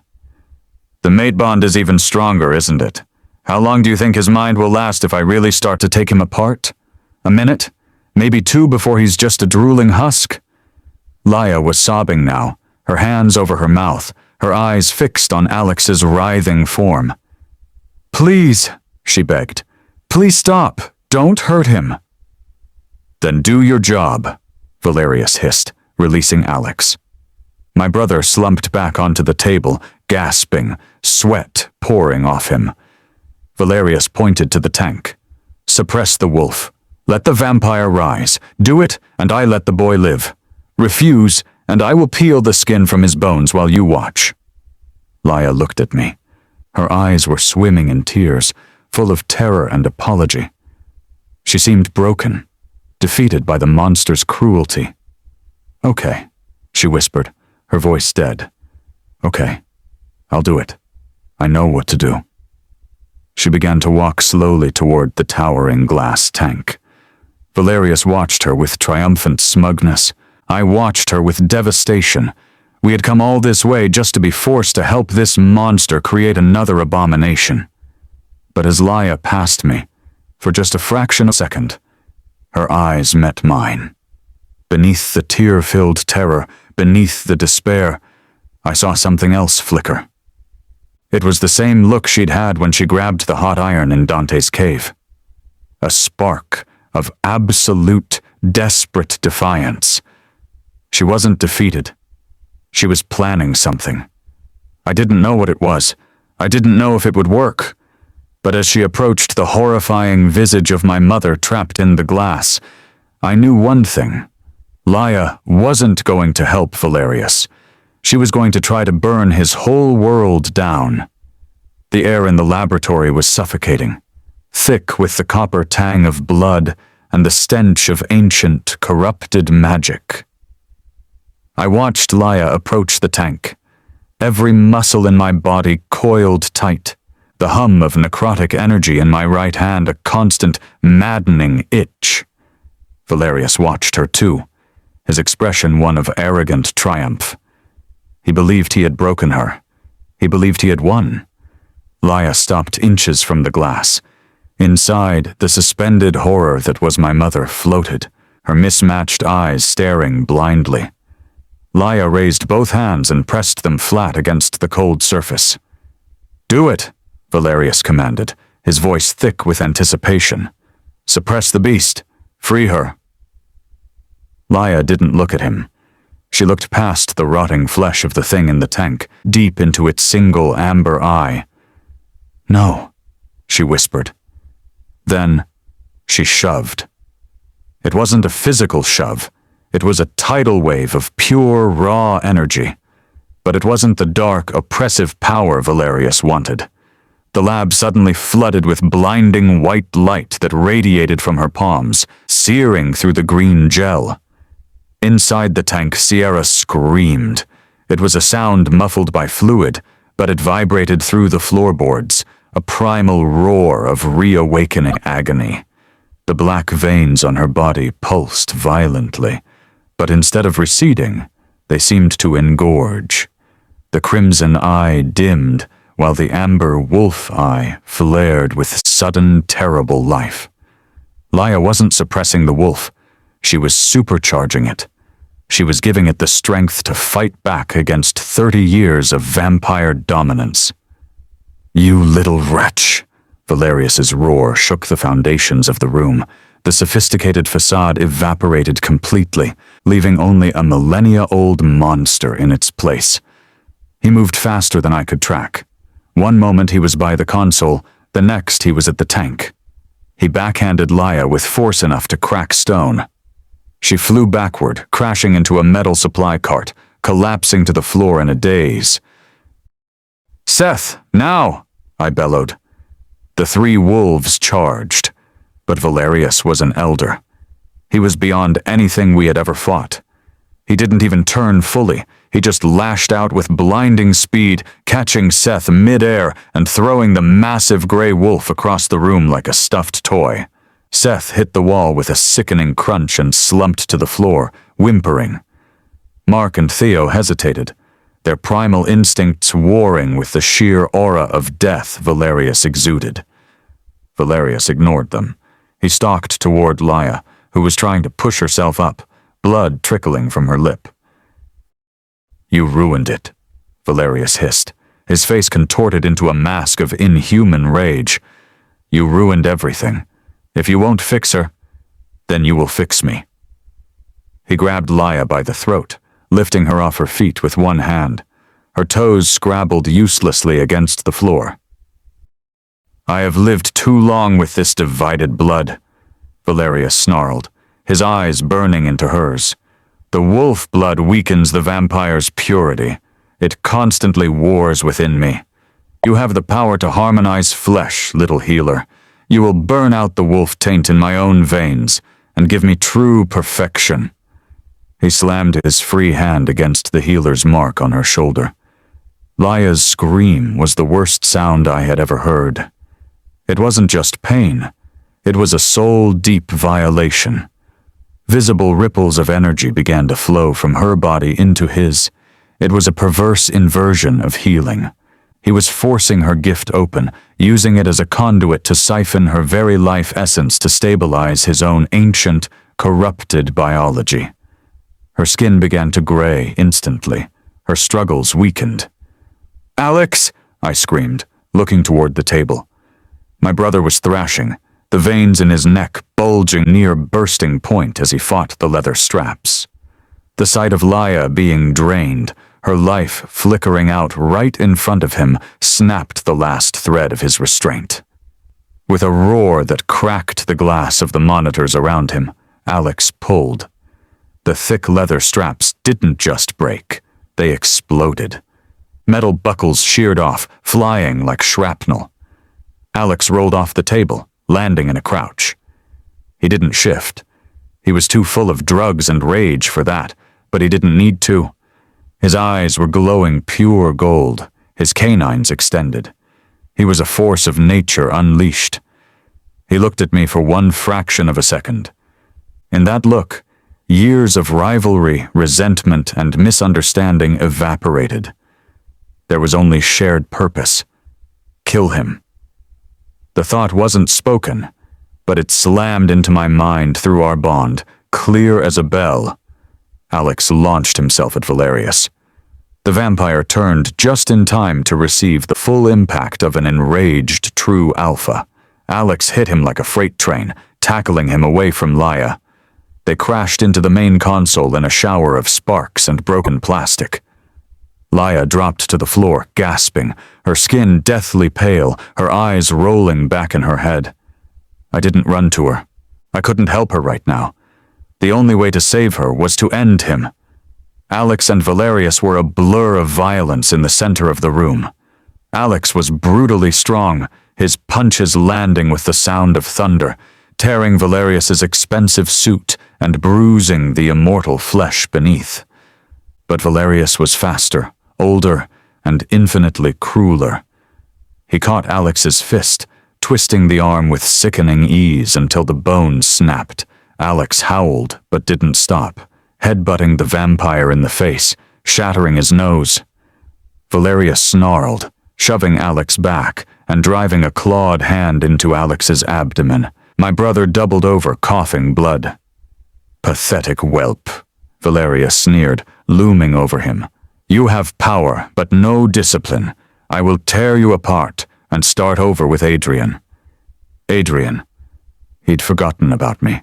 I was the weak one, the broken one, the one who stayed in the shadows. I stepped forward. The hum in my right hand was deafening now, a screaming vortex craving release. I peeled off my left glove, dropping it to the blood-stained floor. I didn't have Alex's strength, I didn't have the wolf's speed. But I had death in my touch. Valerius raised his hand to deliver a killing blow to Alex. I lunged, not for his head or his heart, but for the hand that was currently buried in my brother's gut. I slammed both bare palms onto Valerius's forearm. "Get away from him!" I screamed, pouring every ounce of self-hatred, every year of isolation, every second of fear I'd ever felt into the contact. Valerius shrieked. It was a sound of genuine shock and agony. He tried to yank his arm back, but my grip was iron.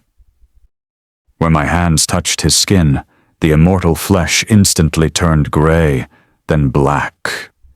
It crackled and hissed, flaking away like ash in a strong wind. The decay spread rapidly, eating into muscle and sinew, exposing the bone beneath which immediately began to crumble. He ripped his arm free, stumbling back, staring at his mutilated limb in disbelief. The wound I had inflicted wasn't healing. The gray rot was spreading up his bicep toward his shoulder. "What are you?" he whispered, looking at me with true fear for the first time. I stood next to Alex, who was swaying but back on his feet, his golden eyes burning. I held up my hands, letting the necrotic energy crackle visibly around my fingers. "I'm your son," I said, my voice dead calm. "And I'm the one who's going to turn you to dust." Alex's point of view. The howl that tore out of me when her heart stopped wasn't just grief. It was an amputation. 30 years.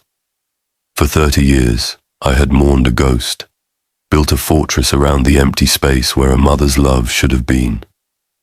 And then, in a single night of fire and ash, I got her back, held her fragile, tortured body in my arms, heard her call me beautiful, only to watch the light die in her eyes minutes later.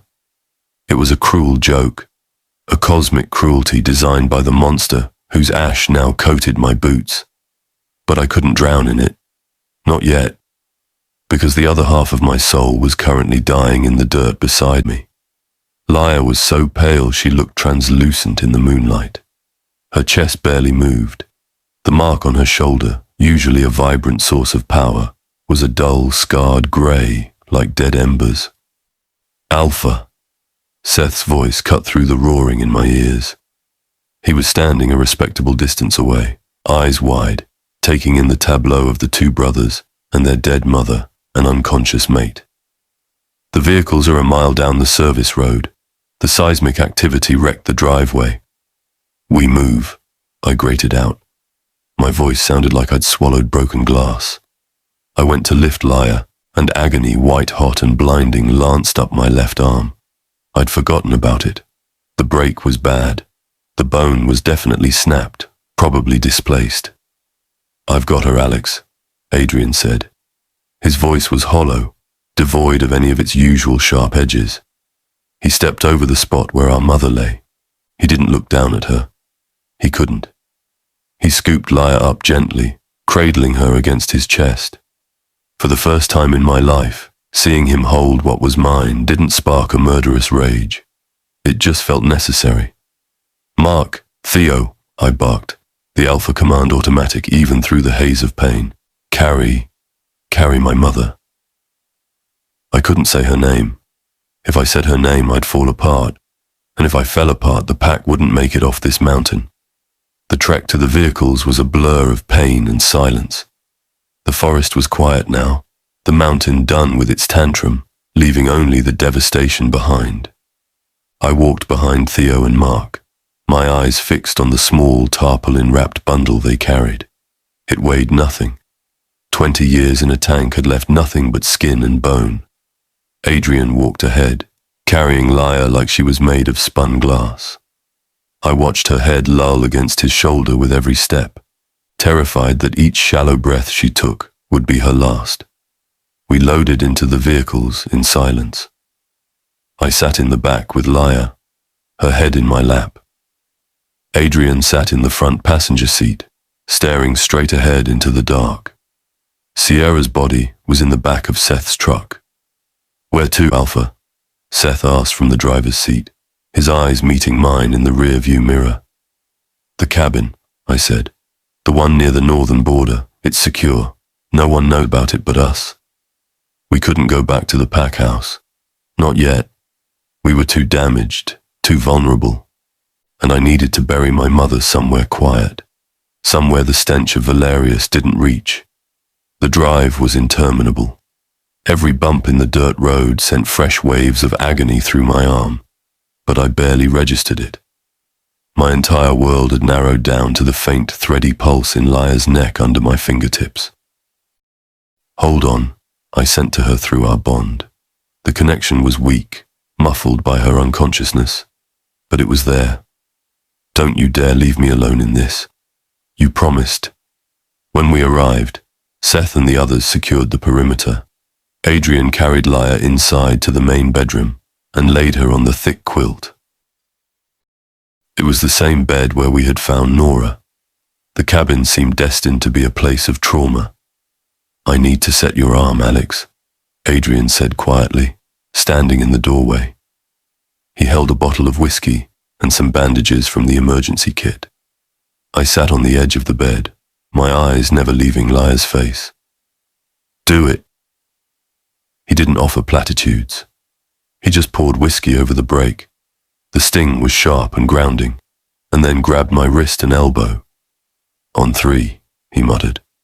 1, 2. He snapped the bone back into place on 2. I hissed through my teeth, sweat popping out on my forehead as the world went grey for a second. My wolf snarled inside me, hating the weakness, but the pain was clarifying. It was real. Adrian wrapped it tightly, his movements efficient. He had death in his hands, but he could patch up the living when he had to. "She drained herself completely," Adrian said, his voice low, looking at Liyah, unmaking him, and then trying to jumpstart Mum's heart. It was too much. "She's strong," I said. It was a demand, not an observation. "She's a true healer." "Even true healers have limits, Alex." He walked over to the window, looking out into the dark woods. "We should have stopped her. With Mum, we knew it was hopeless." "Shut up," I growled. The grief I'd been holding back slammed into me. "Don't you tell me what I knew. I just got her back." Adrian turned. In the dim light of the lantern, he looked wrecked. His eyes were red-rimmed, his face streaked with dirt and dried tears. He looked so much like the little boy in the portrait back in that cursed mansion. "I know," he whispered. "I know, brother." The word hung in the air between us. Brother. It wasn't an accusation or a challenge this time. It was just a fact, weighted down by shared blood and shared horror. We were orphans now. Truly. The monster who sired us was dust, and the mother we'd mourned twice over was lying under a tarp outside. I didn't have it in me to fight him. I didn't have it in me to hate him. I turned back to Liyah. I took her limp hand in my good one, careful of the IV Seth had rigged up to try and get some fluids into her. "Go sleep, Adrian," I said, exhaustion finally bleeding into my voice. "I'll take the first watch." He hesitated, looking from me to Liyah. "Call me if her breathing changes, even a little." "I will." He left the room, closing the door softly behind him. I heard him settle in the main room, and heard the soft clink of the whiskey bottle against a glass. I sat there through the night, watching her chest rise and fall, counting every breath. The silence in the cabin was heavy, filled with the ghosts of the day. Every time I closed my eyes, I saw Sierra's face as the light died out of it. I saw Valerius crumbling to ash. I squeezed Liyah's hand, anchoring myself to the only thing I had left that was pure. Day broke, grey and cheerless. The sun rose, but Liyah didn't. Days bled into one another. The cabin became a timeless capsule of waiting. Seth and the others managed the pack from afar, bringing us supplies and keeping the perimeter locked down. We buried our mother under a massive oak tree in a clearing near the cabin. No headstone, just heavy stones to keep the scavengers away. Adrian and I stood over the grave for an hour in silence. There were no words left to say. We took turns sitting with Liyah. We barely spoke to each other, moving around the small cabin like ghosts, careful not to collide. But the animosity was gone, replaced by a numb truce. We sat at the small kitchen table, drinking coffee that tasted like mud, united by the terrifying silence from the bedroom. My arm throbbed constantly, a dull background noise to the agony of waiting. On the fourth day, I was sitting by her bed, my head resting on the mattress near her hand, dozing lightly. A twitch. My head snapped up. I stared at her hand. Had I imagined it? Then her finger moved against mine. Just a fraction of an inch, weak as a kitten. My heart slammed against my ribs. I leaned over her, close to her face. "Liyah, baby, can you hear me?" Her eyelids fluttered. It seemed to take enormous effort. Slowly, agonizingly, they opened a sliver. Her deepest brown eyes were unfocused, glassy with exhaustion. She blinked, trying to bring the room into focus. Her gaze slid around the ceiling before landing on me. Her lips parted, dry and cracked. A sound came out, a rusty, barely audible whisper that was the sweetest thing I had ever heard. "Alex." My name on her lips was a lifeline thrown into a storm.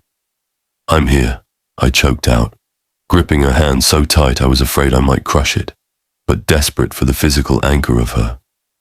"I'm right here, baby. Don't move. Just breathe." Her eyes fluttered again, a frown creasing her forehead as awareness trickled in through the exhaustion. Water." I scrambled for the cup on the bedside table, my broken arm protesting sharply as I moved too quickly. I supported her head with my good hand, bringing the straw to her lips. She took a few small sips, then let her head fall back onto the pillow with a small, pained sigh. Slowly, I soothed, brushing a damp strand of hair from her cheek. Her skin was cool, clammy. "You've been out for 4 days, Liyah. Your body is completely empty." Her eyes drifted shut for a moment, then opened again, sharper this time. The fog was lifting, and with clarity came memory. "Valerius," she whispered, her gaze locking onto mine. "Dead," I said, the word tasting like ash. "Dust in the wind. You unmade him." She nodded slowly, wincing as if the movement hurt. Then her eyes darted around the room, searching, a new panic rising in them. "Sierra, is she—" I couldn't lie to her. Not now. Not after everything. "She's gone, Liyah," I whispered, my throat tightening until it was hard to breathe. Her heart stopped right after we got to the woods. We buried her, out by the big oak. A single tear leaked from the corner of her eye, tracking through the dust on her cheek. She closed her eyes, her breath hitching in a sob she was too weak to voice. I failed. "No." I grabbed her face between my hands, forcing her to look at me. My voice was fierce, rough with emotion. "Don't you ever think that? You gave us 10 minutes. 10 minutes to see her, to hear her voice, to tell her we loved her outside of that glass coffin. You didn't fail. You bought us a goodbye." She let out a shaky breath, the weight of it settling on her. She looked down at her own shoulder under the quilt. I knew what she was looking for. I pulled the cover down gently, exposing the mark. It was a road map of the battle she'd fought. The edges were scarred and puckered, the skin around it still tender and pink. But the core of it wasn't dead grey anymore. It was a pale, pearlescent white, like new bone. It wasn't glowing with active power, but it was alive, stable. It's healing, I told her, running my thumb gently near the scarred edge. Just like you.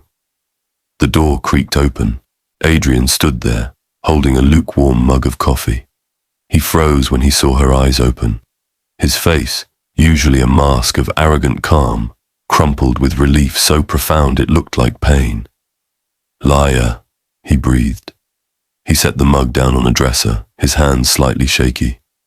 He took a step into the room, then hesitated, glancing at me. A week ago, I would have snarled at him to get out.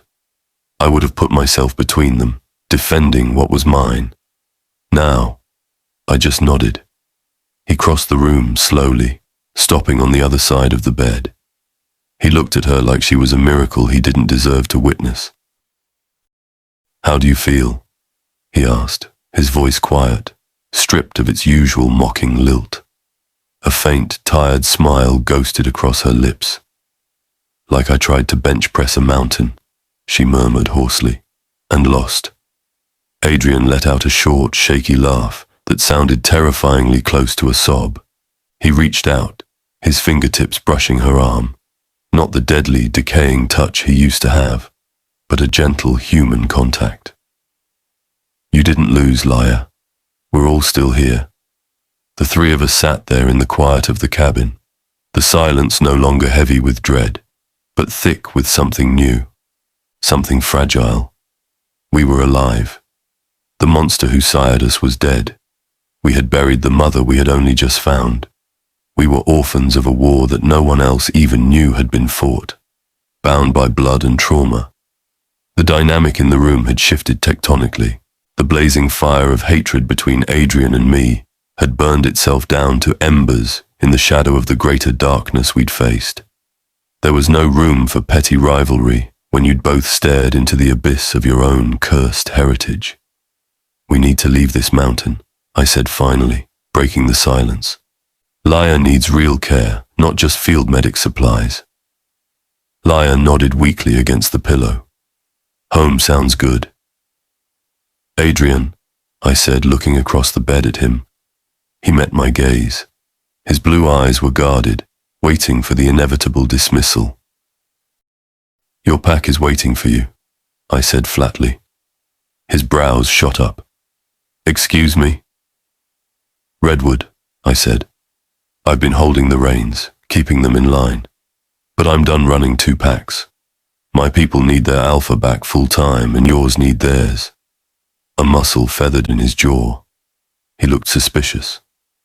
"Just like that, you're handing Redwood back to the abomination. Valerius is dead.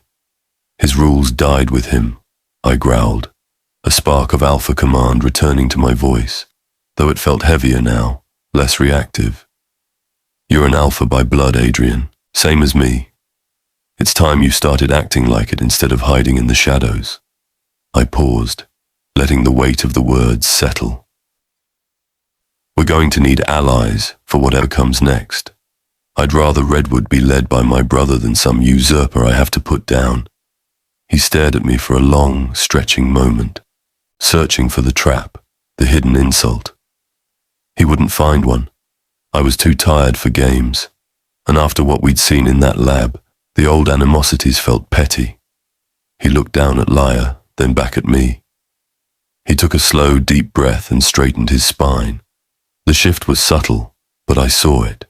The mantle of leadership he'd rejected for so long settling onto his shoulders. "All right," he said, his voice firmer. "I'll take them back." It wasn't a hug. It wasn't a tearful reconciliation. It was a political realignment built on the ashes of our past. Two alphas, two packs, no longer at war. It was a start. We left the next morning. Liyah was too weak to walk, so I carried her to one of the vehicles, settling her in the back seat with pillows and blankets. Adrian took the other vehicle with Seth. As we drove away from the cabin, I looked in the rearview mirror at the massive oak tree standing sentinel over the fresh patch of earth. Goodbye, Mum, I thought. The ache in my chest, dull and constant. We'll make it count. Both of us. The drive back to pack territory felt different this time. I wasn't just the alpha of Red Moon anymore. I was an ally to Redwood. The weight of the world was still there, but it was distributed now. I glanced in the mirror at Liyah sleeping exhaustedly in the back. We were broken. We were scarred. We were a mess of a family born from nightmares. But we were going home. The silence in the pack house had changed texture over the last week. It wasn't the heavy, suffocating silence of waiting for the other shoe to drop. It was a restful silence, the sound of a house finally exhaling. I sat in the window seat of Alex's bedroom, watching dust motes dance in a shaft of afternoon sunlight. My shoulder throbbed only faintly now. The angry red landscape of the mark had faded to pale, silvery scars that looked like lightning strikes frozen on my skin. I was healing. We all were. The phone call with my father 3 days ago had felt like lancing a boil. I hadn't screamed. I hadn't cried. I had simply told him that I was no longer his currency, that if he ever tried to contact me or threaten the remaining family I cared about, he would answer to 2 true alpha packs.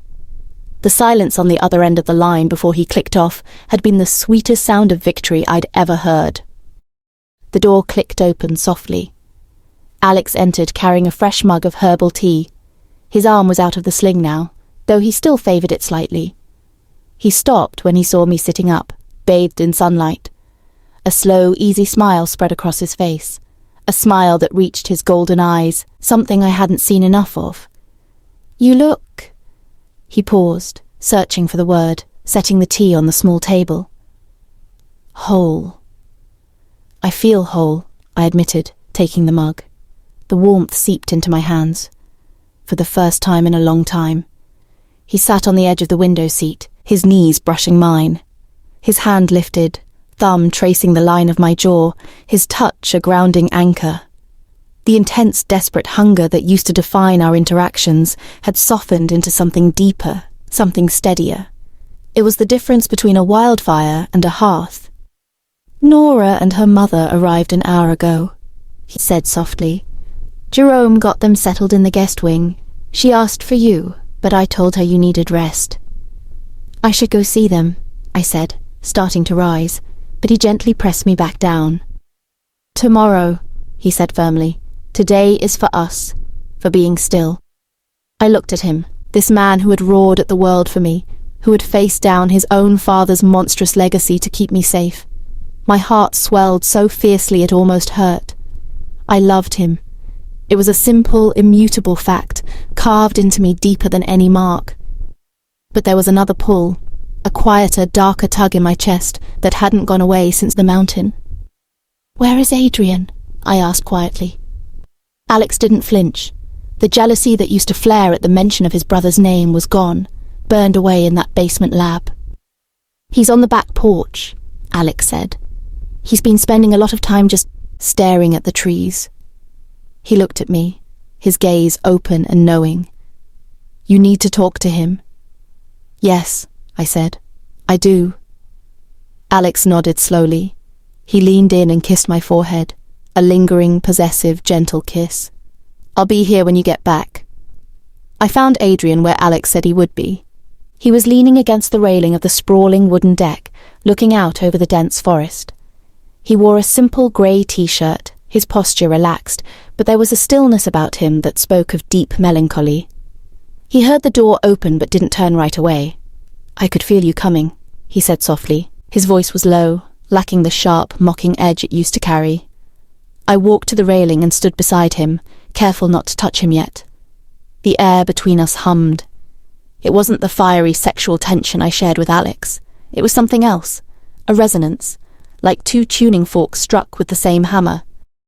"How are you, Adrian?" I asked. He let out a short, humourless laugh, finally turning to look at me. His ice-blue eyes were clearer than I'd ever seen them, stripped of the layers of guilt and self-loathing. "Alive," he said, which is more than I expected to be. He looked down at his hands. The hands he had believed for so long were instruments of death. "I'm learning how to be in the world without hating everything I touch." "Sierra was proud of you," I whispered. "At the very end, she saw you, not the curse, you." His jaw tightened, and he looked away towards the trees again, blinking rapidly. "She called me her weapon against the darkness." "No," I corrected him gently. "She called you a gift." He squeezed his eyes shut for a moment. When he opened them, he turned fully to face me. The air thickened with the unspoken things between us. The bond, the one Sierra had said was the key, the blend of wolf and vampire, pulsed between us. "Liyah," he started, his voice rough. "On the mountain, what we shared, what we feel."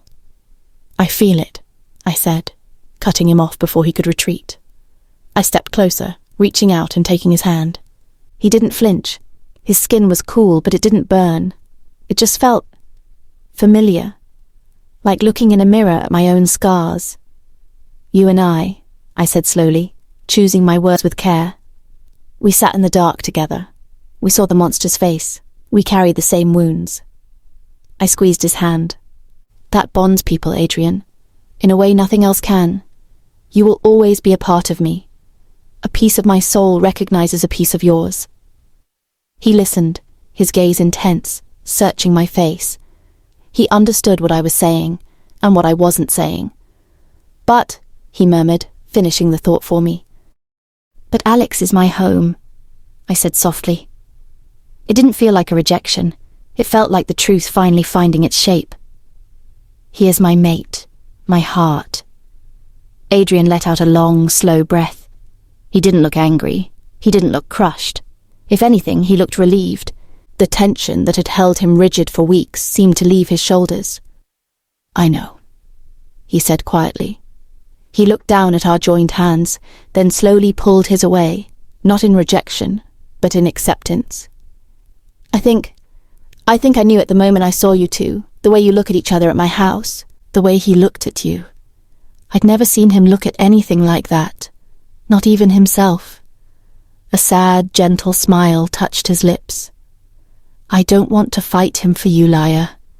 I don't want to fight him ever again. I'm so tired of fighting." "Then don't," I said. "Be our family. Be my friend. Be the alpha Redwood needs." He looked at me then, really looked at me, and I saw a flicker of genuine peace in his eyes. "Family." He tested the word. It sounded strange on his tongue, but good. "Yeah, I think I can do that." He reached out, slowly, deliberately, and brushed a stray curl of hair behind my ear. His touch was gentle, platonic, and infinitely sad. A final goodbye to a possibility that never really existed.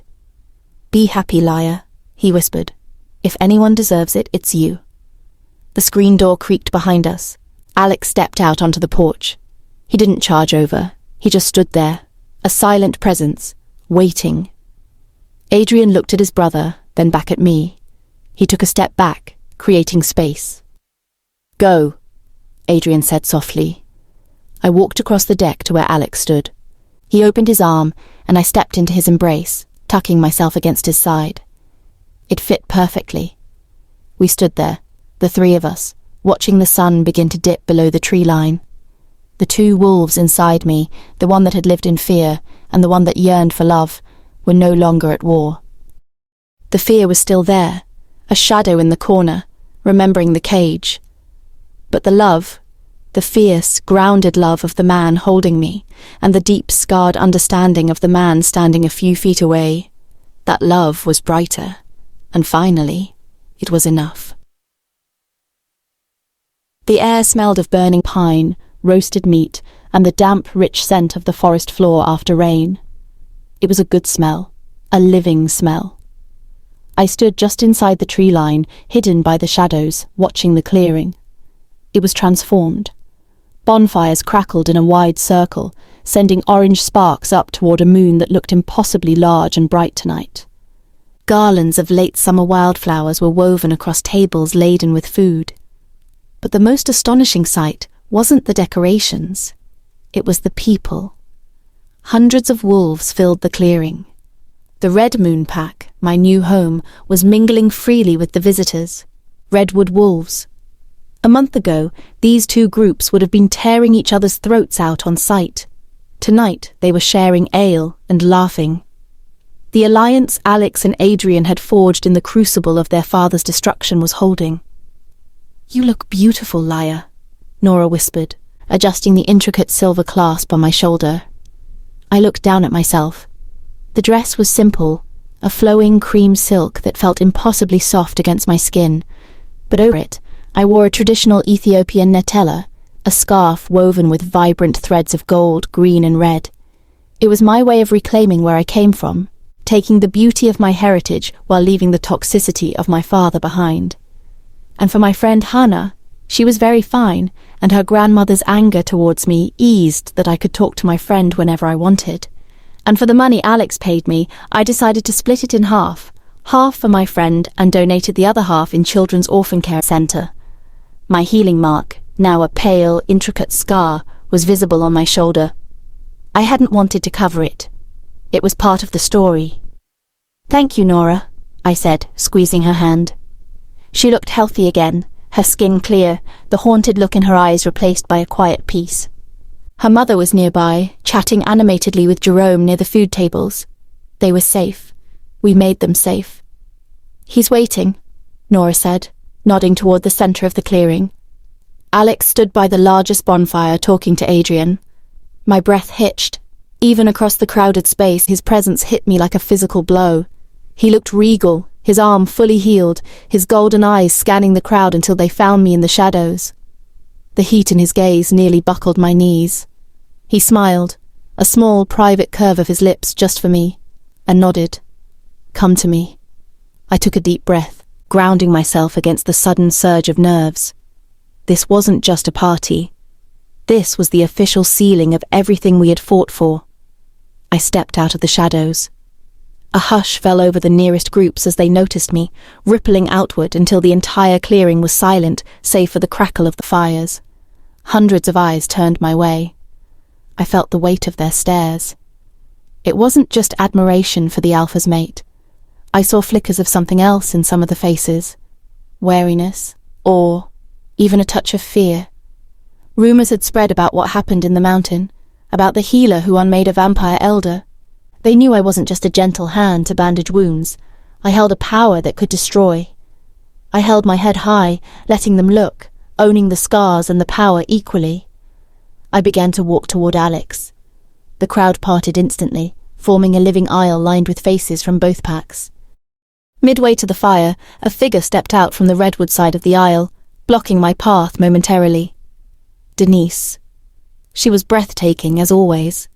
Her blonde hair gleamed like spun silver in the firelight, her features sharp and cold as cut diamonds. She wore a dark blue dress that clung to her lithe frame, emphasizing her predatory grace. I stopped, my guard instantly up. The last time I'd seen her, she'd been glaring murder at me, furious that I had stolen Adrian from her. She didn't step aside. Instead, she moved closer, invading my personal space until we were almost nose to nose. The scent of expensive perfume and cool, calculating she-wolf washed over me. She leaned in, her lips brushing my ear so only I could hear her over the low hum of the fire. "I'm glad you chose the golden one," she murmured, her voice a sultry rasp. I froze, confused. "It finally got Adrian to stop looking at what he couldn't have," she whispered.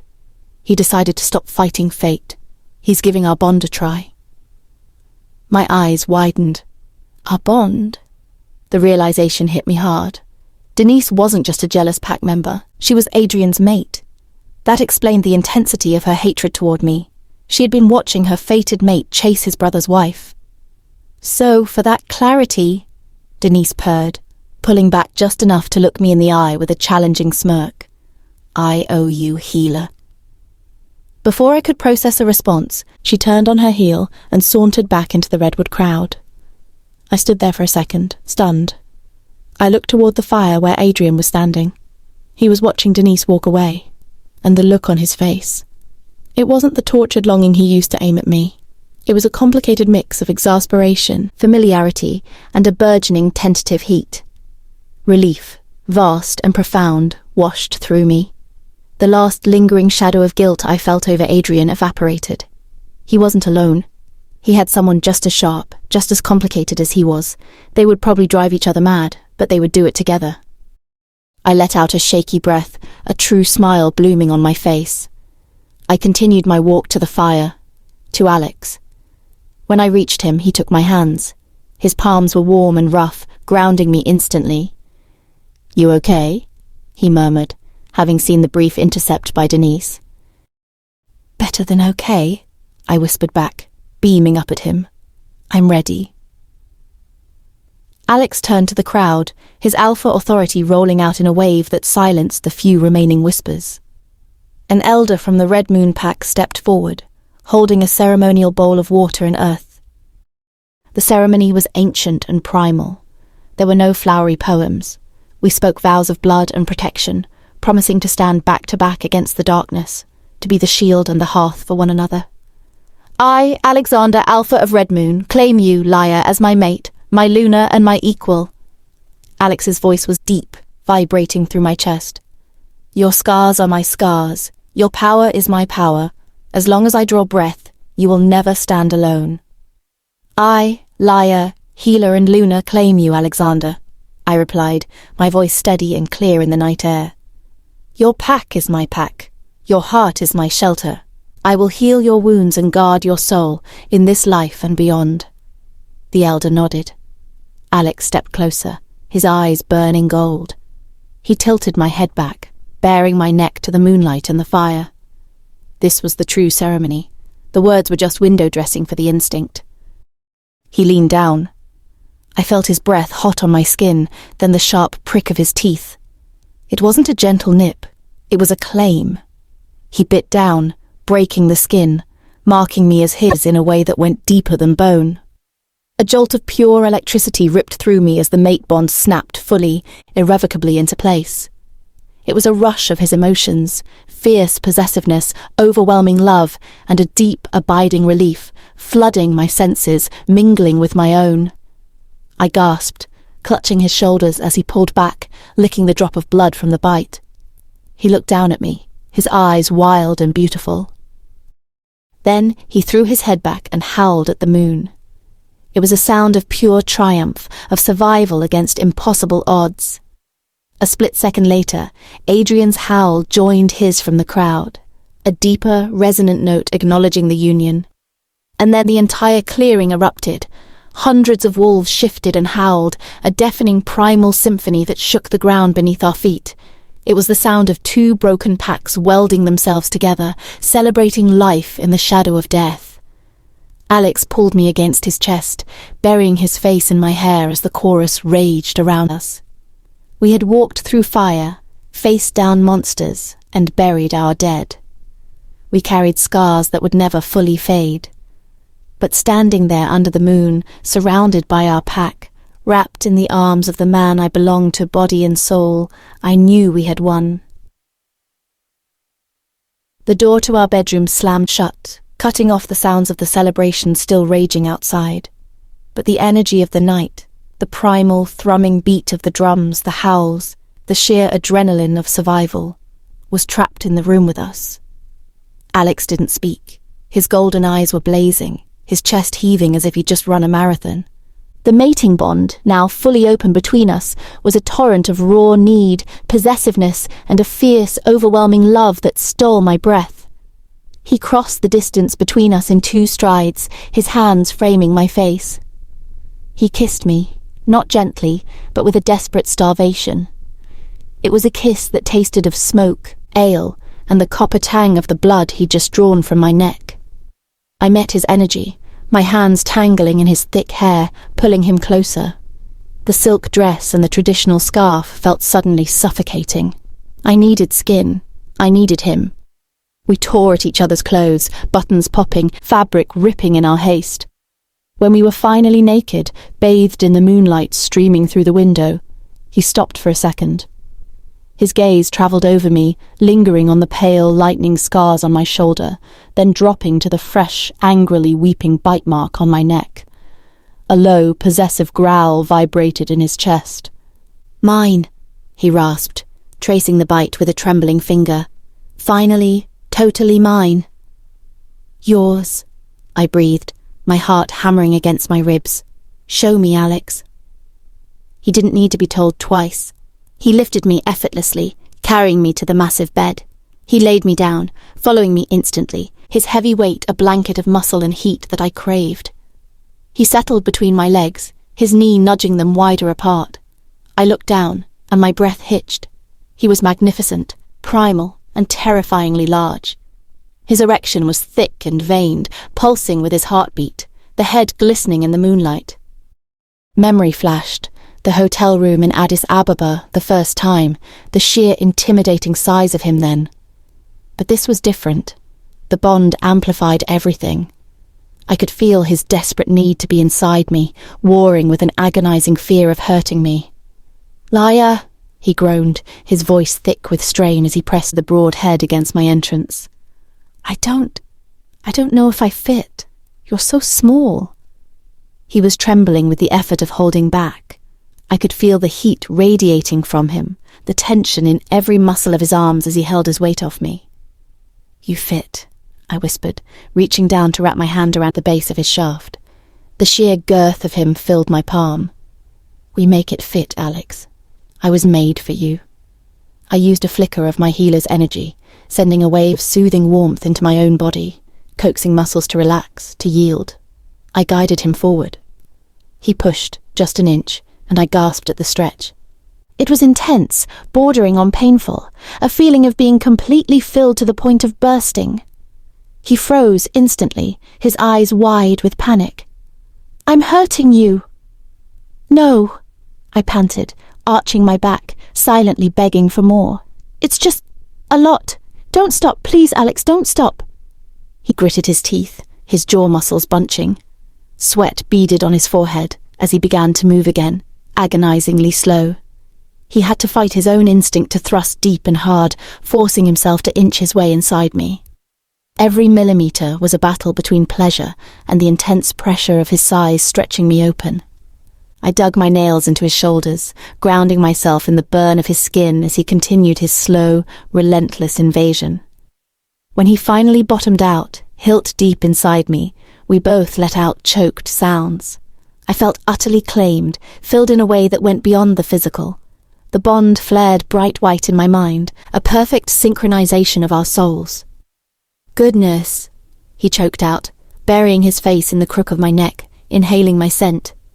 He held still for a long moment, letting our bodies adjust to the profound connection. Then he began to move. It wasn't the frantic, fast coupling of before. It was deep, rolling thrusts that rubbed against every nerve ending I had. Because of his size, every movement was intense, a delicious friction that dragged whimpers from my throat. He withdrew almost completely, then pushed back in, slow and heavy, stretching me again and again, until the sensation built to an unbearable peak. He rode out the storm with me, his control finally snapping as we approached the edge together. His thrusts became faster, harder, his growls deepening into roars that vibrated through my very bones. We shattered together, the orgasm ripping through us, fueled by the bond, by relief, and by love. I cried out his name, clutching him tight as the waves of pleasure washed over us, leaving us breathless, sweaty, and tangled together in the aftermath of the storm. The next morning, the sun felt different, cleaner. We woke wrapped in each other, the scent of our mating heavy in the air. There was a profound sense of peace, but beneath it, a lingering thread that needed to be tied off. "We need to go back," I said quietly into the silence, tracing a scar on Alex's chest with my fingertip. He didn't pretend not to understand. He tightened his arm around me. "Are you sure? You don't have to see that place ever again." "Yes," I said. "I do. We do. One last time." We drove up the winding mountain road in his truck. The silence in the cab wasn't heavy, but it was reflective. The forest seemed greener now that the rot at its heart had been excised. The driveway to the mansion was destroyed, buckled and cracked by the seismic upheaval. We parked at the bottom and walked the last half-mile up the steep incline. The site itself was unrecognizable. Where the sprawling Gothic monstrosity had stood, there was now only a massive crater in the side of the mountain. The earth had swallowed the house whole, leaving behind a chaotic jumble of overturned dirt, shattered timber, and twisted metal. A fine layer of grey dust coated everything, sparkling grimly in the morning light. The smell of ancient evil was gone, replaced by the smell of disturbed earth and pulverized stone. We stood at the edge of the crater, holding hands. "It's hard to believe it was ever here," Alex murmured, his voice rough. He was looking at the devastation, but I knew he was seeing the cage he'd grown up in, the lab where his mother had suffered. "It's gone, Alex," I said softly. "Truly gone." He squeezed my hand tight. "The house is gone, but what made it? That's still here." He turned to me, his golden eyes shadowed. "It's in my blood, Liyah. In Adrian's, the violence, the darkness that created us." I reached up and cupped his cheek, forcing him to look at me. "Yes," I said firmly, "it is. You are half vampire. You have a capacity for darkness that most wolves don't." I ran my thumb over his cheekbone, and I have a mark on my shoulder that can unmake life just as easily as it heals it. We have darkness in us, Alex, both of us. I looked past him, at the ruins, then back into his eyes. But that's not who we are. Valerius let the darkness consume him. You used yours to protect the people you love. You used it to break free. I kissed him gentle. We built our love on a graveyard, Alex. We pulled life out of death. That's not darkness. That's the brightest light there is. He stared at me for a long moment, the shadows in his eyes slowly receding, replaced by the fierce warmth I loved so much. He leaned his forehead against mine. "What would I do without you, healer?" he whispered. "You'll never have to find out," I promised. We stood there for a few minutes longer, bearing witness to the end of an era of terror. We didn't say goodbye to Sierra here. We had done that under the oak tree at the cabin. This was just a demolition site.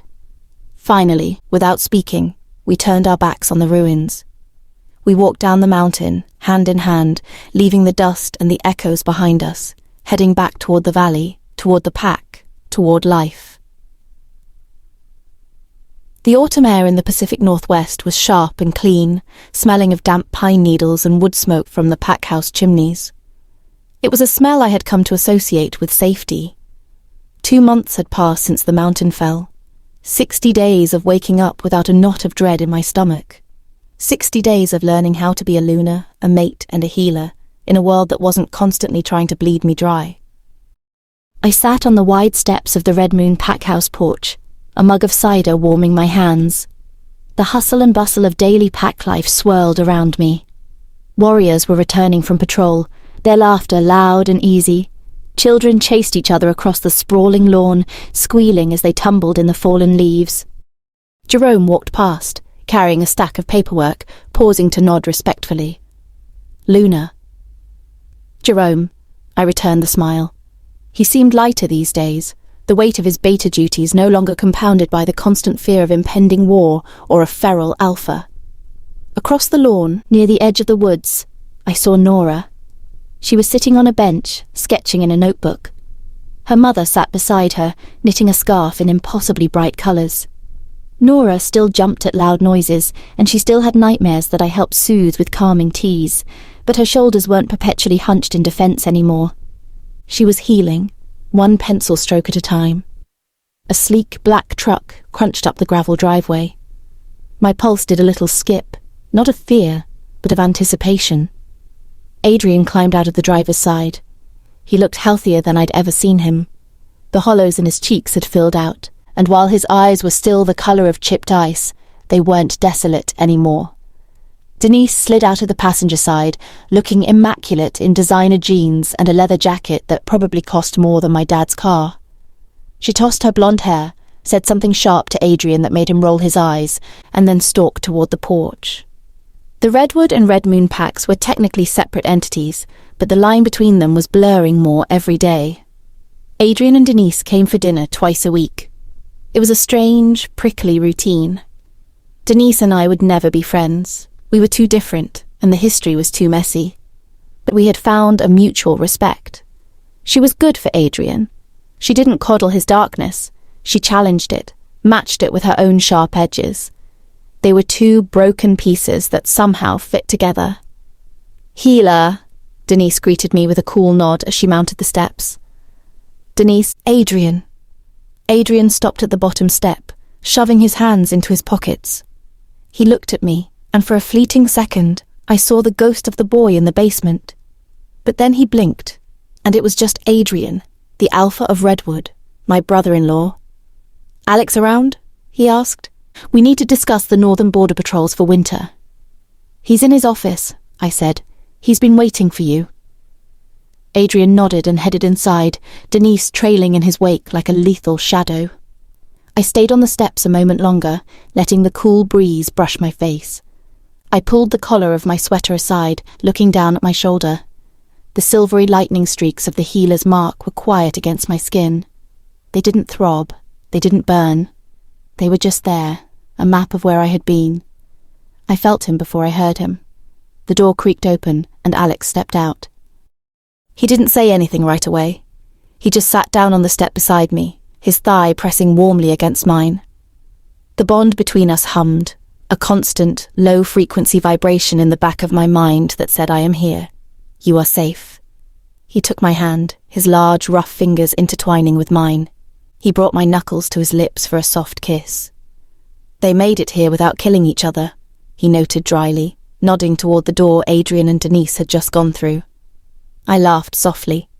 "Give them time. Dinner hasn't started yet." He chuckled, the sound deep and resonant in his chest. He looked out over his land, his pack. He was a true alpha now, not just in power, but in spirit.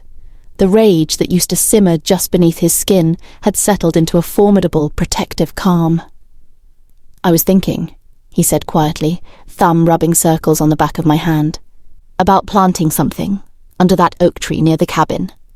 My breath hitched slightly. He meant where we had buried the small box containing his mother's ashes. "What kind of something?" I asked. "I don't know. Something resilient. Something that blooms even after a hard winter." He turned his golden eyes to me, so full of love it made my chest ache. "Like us." I leaned my head against his shoulder. We were scarred people, leading scarred packs. We carried the legacy of monsters in our blood and on our skin. The darkness wasn't gone. It never would be entirely. It was part of us. But as I sat there, watching the sun begin to dip below the tree line, casting long golden shadows across the vibrant life of the pack, I knew that the darkness didn't own us anymore. "Yes," I whispered, squeezing his hand tight. "I'd like that very much." 6 months later, deep in the heart of winter, the silence was different again. It was the hushed expectancy of heavy snow falling outside our bedroom window, muffling the world, creating a cocoon around our home. I stood before the full-length mirror in our room, the soft lamplight casting long shadows. My hand rested on the profound swell of my belly that now stretched my sweater's taut. It was an incredible, terrifying, and wonderful weight to carry. I pulled the neckline of my shirt down, baring my shoulder. For months after the mountain fell, the lightning scar had been quiet silver, a monument to past battles. But since the moment I knew about the baby, it had changed. Now, it pulsed with a soft, steady golden glow, matching the colour of Alex's eyes. It wasn't burning. It was warming, a gentle hum against my skin. It was no longer just a weapon against vampires or a tool for closing jagged wounds. It was a beacon of pure life force, nurturing the tiny spark growing inside me. A sudden, strong kick fluttered against my palm. I gasped softly, a smile breaking across my face. Warm arms wrapped around me from behind, large, familiar hands settling over mine on my stomach. Alex rested his chin on my shoulder, his golden eyes meeting mine in the reflection. The mate bond flooded instantly with a tidal wave of fierce, protective love and absolute awe as he felt the movement too. "Strong," he murmured against my neck, his voice thick with emotion, sending a shiver down my spine. just like their mother. I leaned back into his solid heat, looking at the glowing mark in the mirror, then down at our joined hands over our child. We had come from death and ruin, from bloodlines steeped in shadow and violence. We had feared that legacy would define us. But standing there, held tight by my alpha mate, carrying our future beneath a mark that now shone with hope instead of pain, I knew the darkness was finally truly behind us. The path ahead was clear, and it was blindingly bright.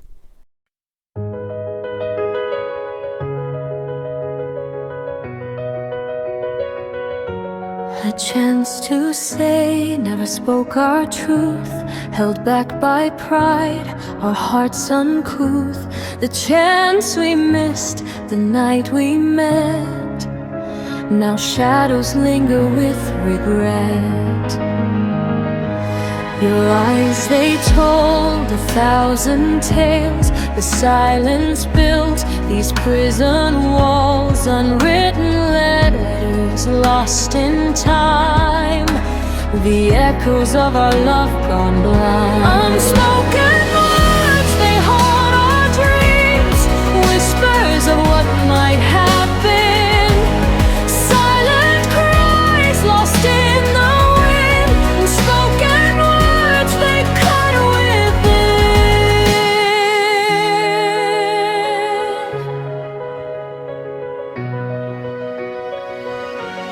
A chance to speak was all we needed, but fear took hold, our hearts conceded, fading slow like distant stars, leaving behind these silent scars.